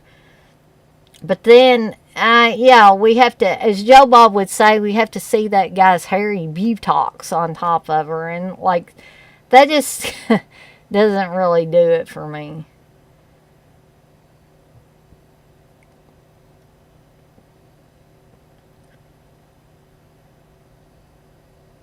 So, yeah, the light is swinging as evident that Stella and Frank are rolling in the hay there. Now, this is pretty, I don't want to say violent, but kind of explicit. Well, we got to get past this first. They're all sweaty, and I don't know. This is not my idea of a good sex scene. It's watching these people root around a little bit.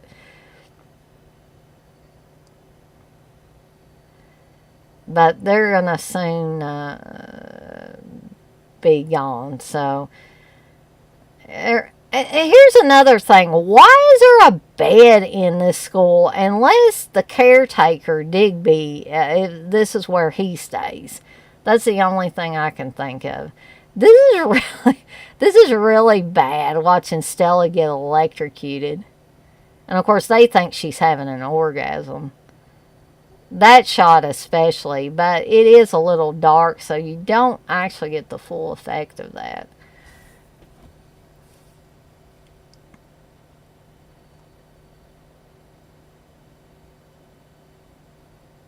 We have a little over 20 minutes left to this film, so we don't have too much more. So I'm hoping that you guys have been enjoying it.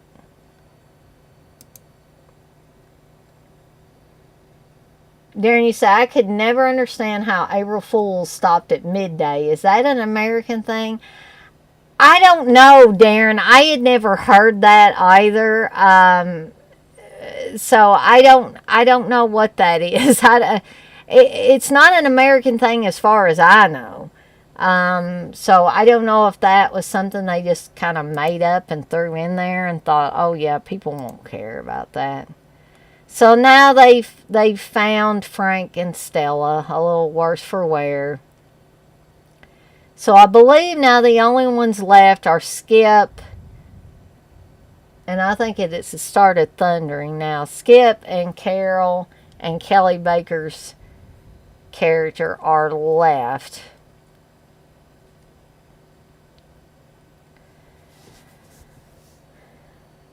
Hopefully we'll be able to get through this movie without a storm knocking out power. If worst comes to worst, then I can finish this up at another time. But hopefully we can get through this without any interruption.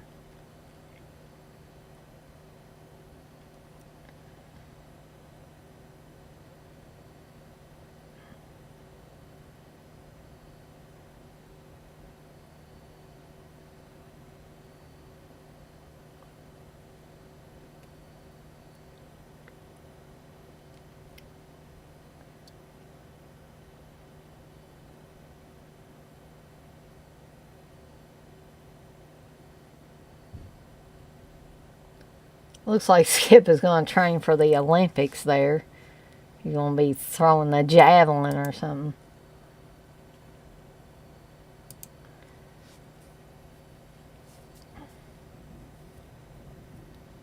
Yeah, that is definitely thunder. So we aren't already getting rain. We're going to be getting it shortly. Usually I can hear it when it starts raining back here in this back room.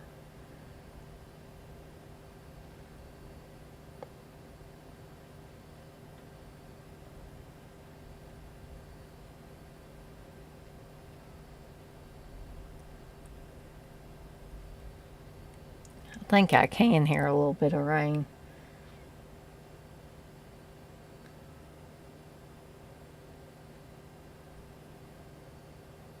So Kelly Baker gets really upset here and basically says that Skip and Carol should be dead. They're the ones that did the most to Marty.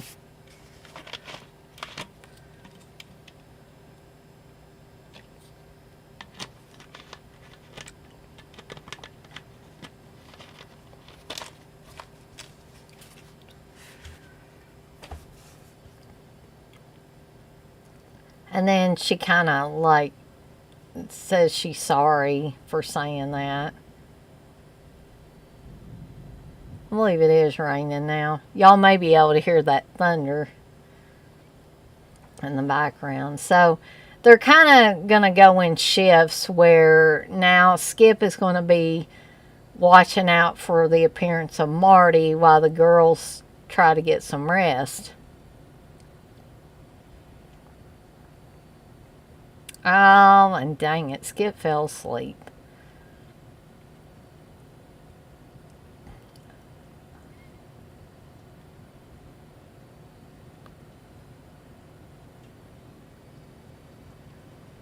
Yeah, it's definitely raining pretty good now. I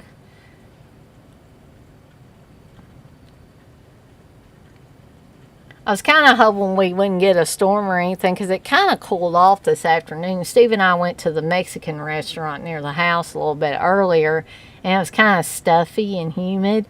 But then when we came back home, there was a nice breeze blowing. It felt a lot cooler out there, but evidently not cool enough.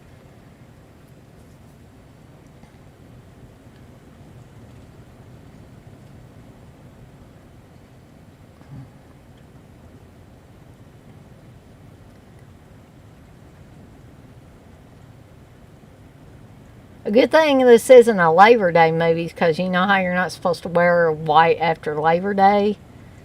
Marty might have had to kill Carol just for that.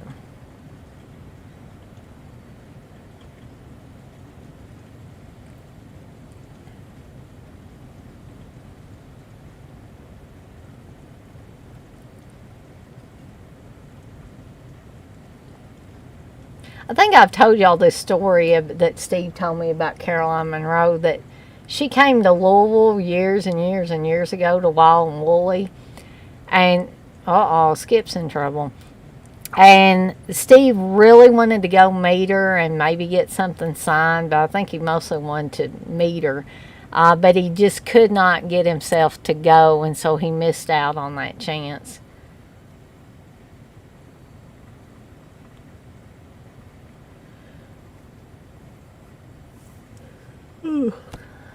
Sorry, guys.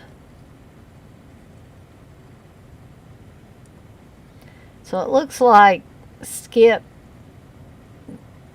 well, it looked like he was dead, but I think he's narrowly escaped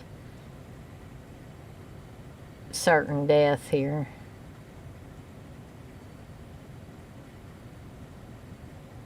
So he's not dead yet.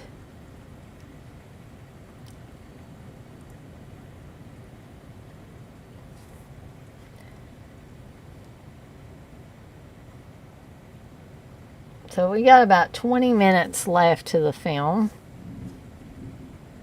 And you can hear that thunder again. So now everything is really cleaned up. So while they were sleeping, somebody's cleaned all the blood and the bodies and all that up now. There's the lawnmower. That's clearly a lawnmower, not a tractor. The bed where Stella and Frank died is all cleaned up. Again, the bodies are gone. Where'd Marty hide all the bodies? Now Kelly Baker is freaking out, kind of losing it.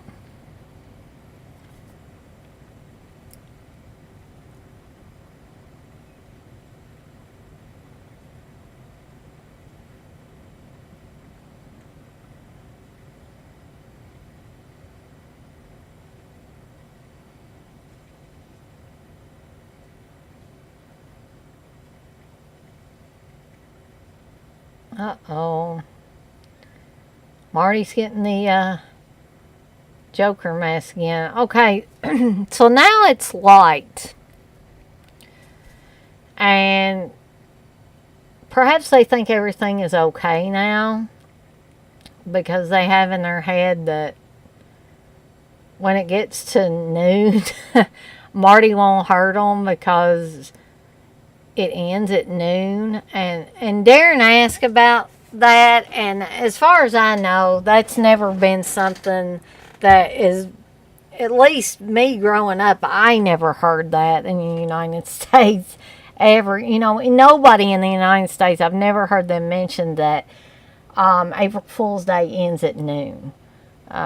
So I don't know. That must be something exclusively for this movie. Now here, the film is playing of them giving Marty the swirlies. This is a little bit prom night-esque type of thing where somebody has actually marked through their pictures in the yearbook, but that yearbook actually looks like they just took photos and just kind of taped them in there in a book. It doesn't really look like a real high school annual. So Kelly Baker is freaked out and she's running. And this is a little bit similar to Class Reunion Massacre, aka Redeemer 2, where a girl is able to escape, but then something bad still happens to her. So I don't want to think about what this is that she's just fallen into. It looks like some kind of sewage. But I don't know why the pipe is so hot. See the steam coming off there? And she's kind of acting like it hurts to grab hold of it.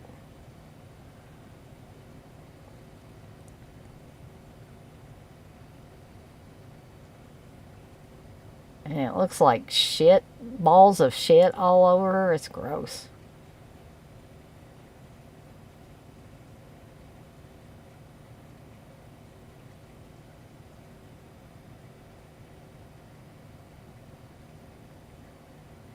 Oh no.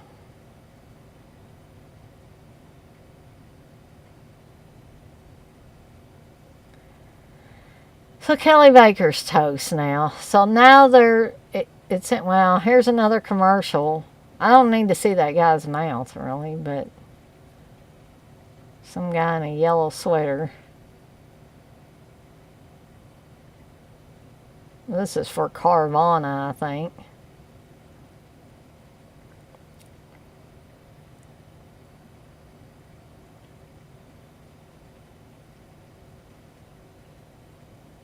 Yeah, if only it was that easy. If you want to get rid of your old vehicle. Oh boy. Okay. These are some bizarre commercials.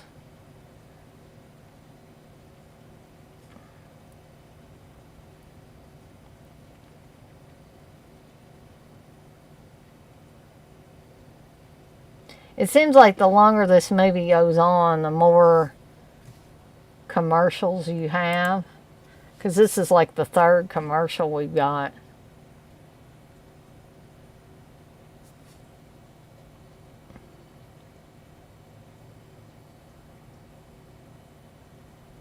So now we're back to the movie. Hopefully everybody else is pretty well back to the movie. So it seems that Carol is the only one left because Digby's dead.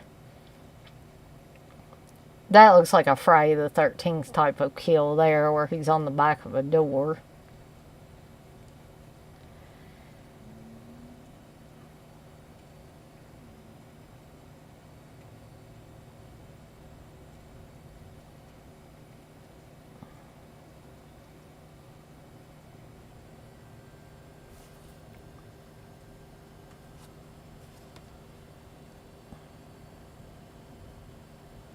We got about 15 minutes left. I kind of think this is a cool little scene, and this might be one of the reasons why Caroline Munro has white on in this scene. And you're going to see what I'm talking about here shortly.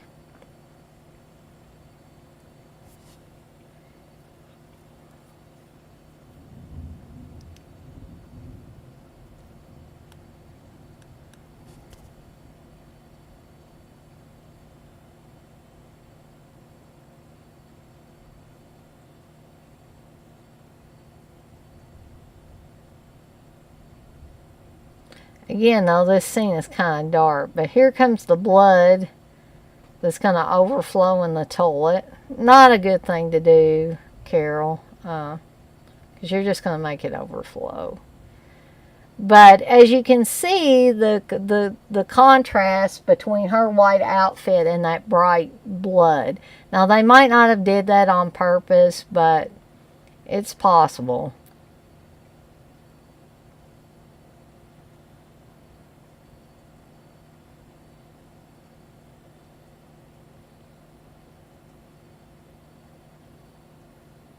Unfortunately, even in the daylight hours, this film is very, very dark.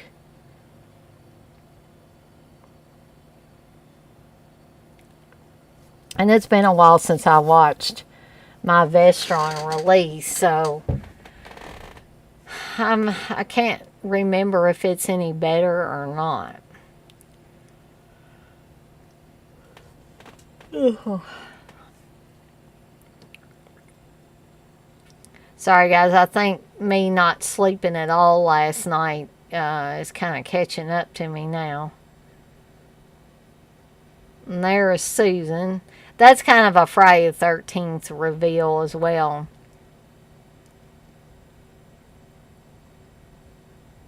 So we get a lot of shots of Caroline Munro running in her white outfit here.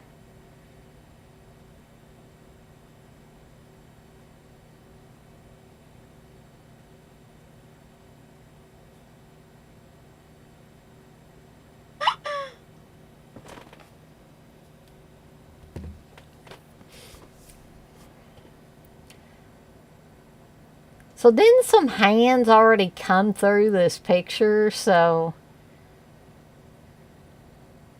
that must be the most resilient paper product or poster that I've ever seen. Because it seems to almost mend itself back together after somebody comes crashing through it.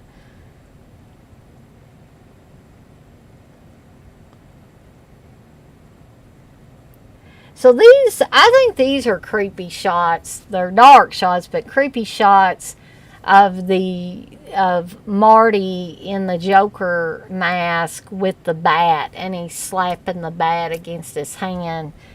And that's kind of a Friday the 13th type thing too, because he's walking really, really slow, and you wonder how on earth could he get close to Carol walking that slow. It's also a Michael Myers type thing.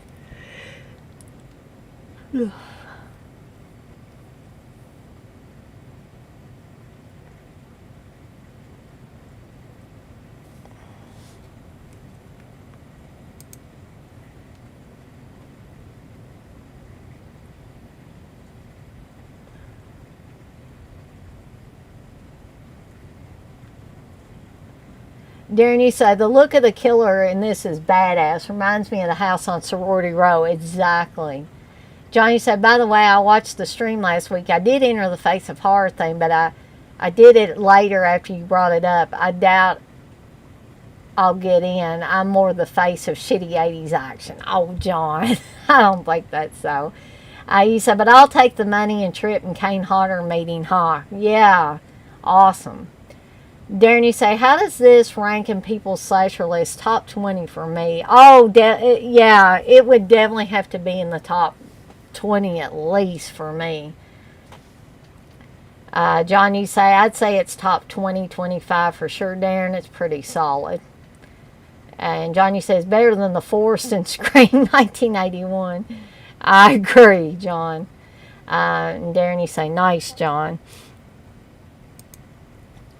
So Carol is still creeping around here, and we've got about a little over 10 minutes left. And Marty is still walking around doing the bat thing. Well, now he's giving up the bat, and he's got the javelin-looking weapon again.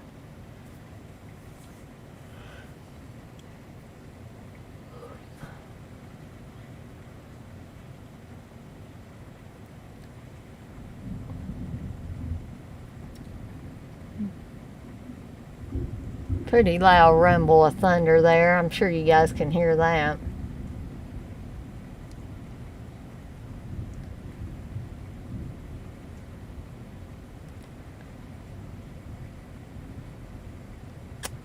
I kind of like this scene too, where the javelin or this sharp instrument just keeps coming, poking through there.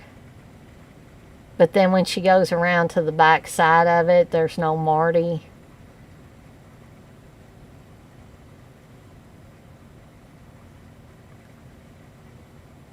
Uh-oh.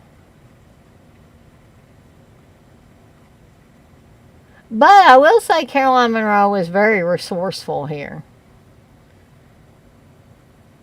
She does seem to make a good final girl. Or seemingly a final girl. Okay, so we see Marty there. But then he ducks away. This is a little bit of misdirection here.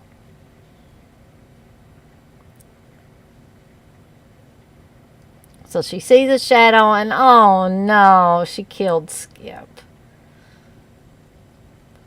That is also a horror movie trope that we've seen many, many times, I'm sure.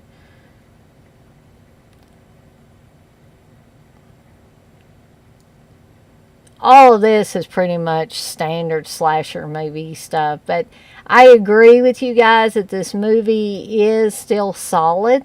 I think it holds up to repeated watchings. Okay, so here she goes again, throwing her weapons away because she thinks that Marty's dead there.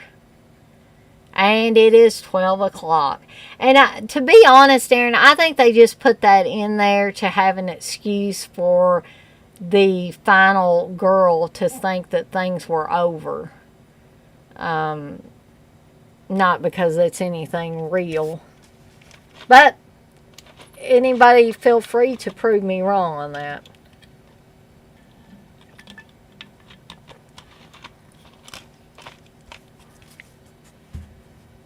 Because she was okay for about half a second. Now Marty's coming back with a vengeance. I think those scenes are cool of him running with the javelin. Or javelin type instrument.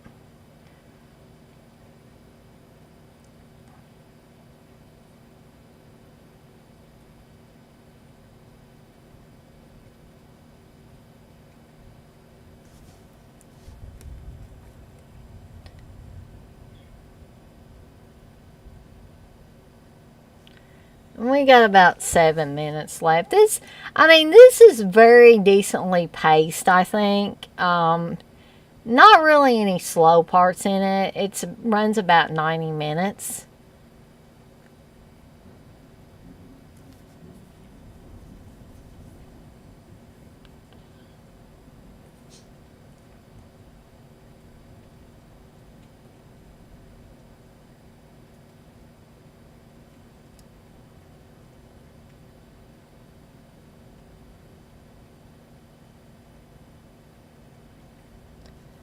So there's no way or nowhere for Carol to go.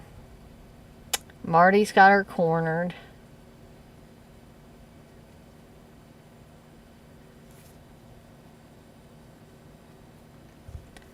And this is where I say it seemed almost like Caroline Munro's character of Carol was going to be the final girl, but now it seems no, she's not.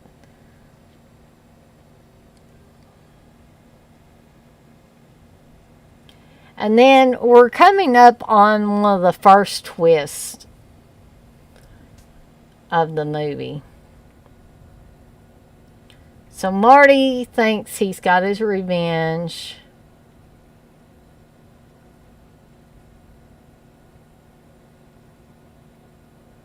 But wait a minute, what's going on here?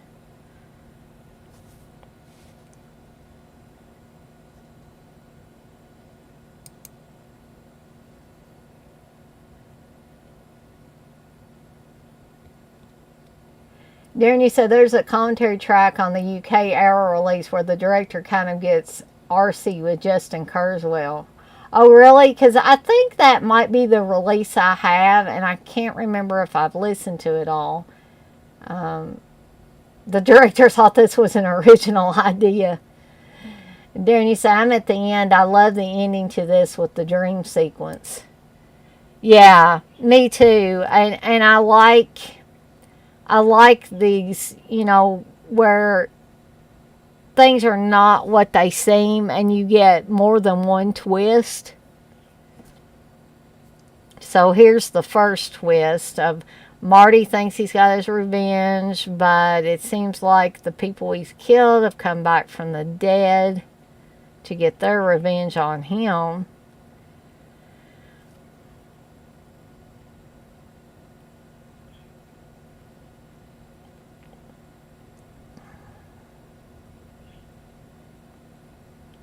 So, how many of you guys think this is, you like that, Caroline Monroe? You think that's sexy? That really big poofy hair?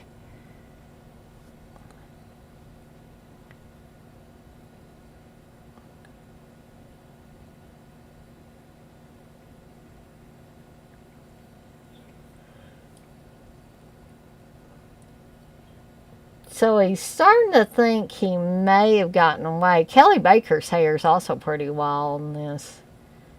Oh, but what in the world? What's going to happen here? Oh, no, Marty.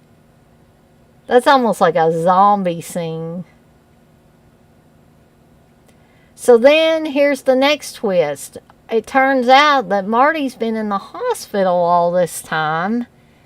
And he's having a nightmare about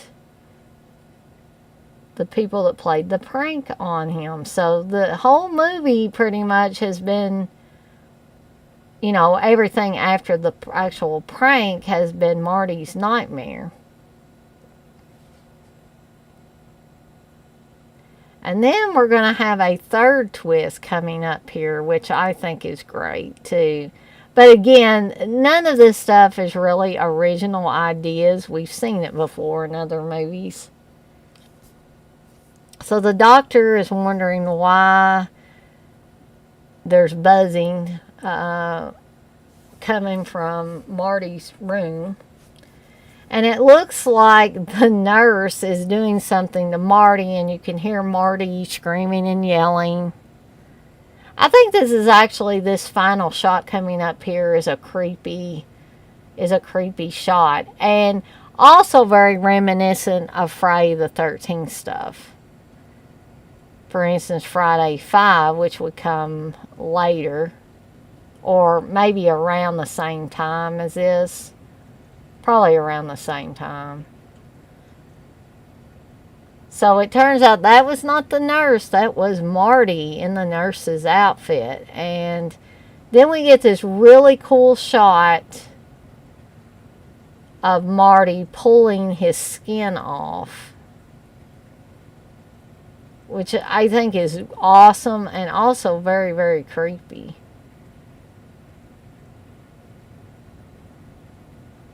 And then we get that freeze frame.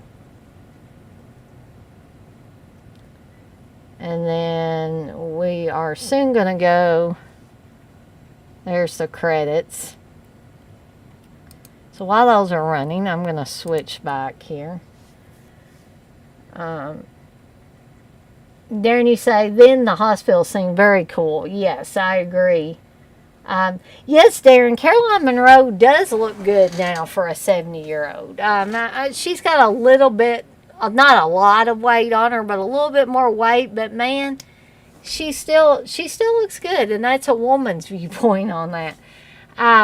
But we have theoretically, we've reached the end of the movie. I hope you guys have enjoyed this watch along. I don't know actually what the next watch along I will be doing will be. Probably unless I decide to do one next Sunday. Because Steve and I will be out of town for Horror Hound, and I expect us to be back before it gets too late. So I may still be able to do one Saturday. I'm going to just have to see how things go. But I will, if I do one, I will be sure to put something up for it. Like I said, I haven't decided exactly what movie I'm going to do it on. when I do one. And barring anything really critical happening with my job, like me getting fired or something, I will continue to do my regular things like the Cheese Extreme Wednesday and stuff like that. And so, John, you said my friend Tanner is working Harhound with a shirt vendor. It looks cool. Yeah, I'm really excited about the people from The Thing, John Carpenter's The Thing being there, and also Ian McCullough. I hope he doesn't cancel because I really want to meet Ian McCullough. I'm really excited about that. And I've still got those damn tickets that I've had for 2 or so years now, but thankfully Harhound is still honoring them. But again, I'm not going to keep anybody on here for, I don't want to keep you on here too much longer. It looks like graduation day is on autoplay on Tubi after Slaughter Eye. I don't know if that's showing up on everybody else's, but being as I don't really want to keep everybody in here for too long, and I've got to try to get some rest because I've been yawning my head off during the last half of this movie. Now I do apologize, but like I said, I was so upset last night that I basically walked the floor for a few hours. I could not get any rest. Basically didn't get any rest, so I'm going to have to try to catch up on some rest tonight because Steve and I are going to see Jaws tomorrow at the theater. But I would like to thank everybody for joining me tonight for this watch along. I hope you had a good time. I certainly did. It surely brightened my day. Steve has really helped me. You guys hanging out with me has helped me. Darren, you say, don't let that job stuff get you down. Enjoy your long weekend and worry about Tuesday when it comes. Steve said that too. Unfortunately, I have the terrible time doing that, being able to shut off that stuff because the assholes made sure that they told me all that stuff at 4:45 on a Friday before a long weekend, so that I would be sure to be thinking about nothing but that the whole weekend. Texas, you say it just ended for me, geez. Yeah, sorry, Texas. It seemed like you had so many more commercials. I guess it's just random for each person. Yes, and the Eurocult podcast tomorrow. I am looking forward to it, Darren. It is my pick of Ghost House. So I'm definitely looking forward to talking about Ghost House with Steve, Darren, and Dirk tomorrow. I'm assuming, Darren, that Dirk's going to be with us tomorrow. I haven't, it's been a little bit since I talked to Dirk, so I'm thinking maybe he's been busy. So with all that being said, it is 9:20. So I am going to skedaddle on out of here for the night.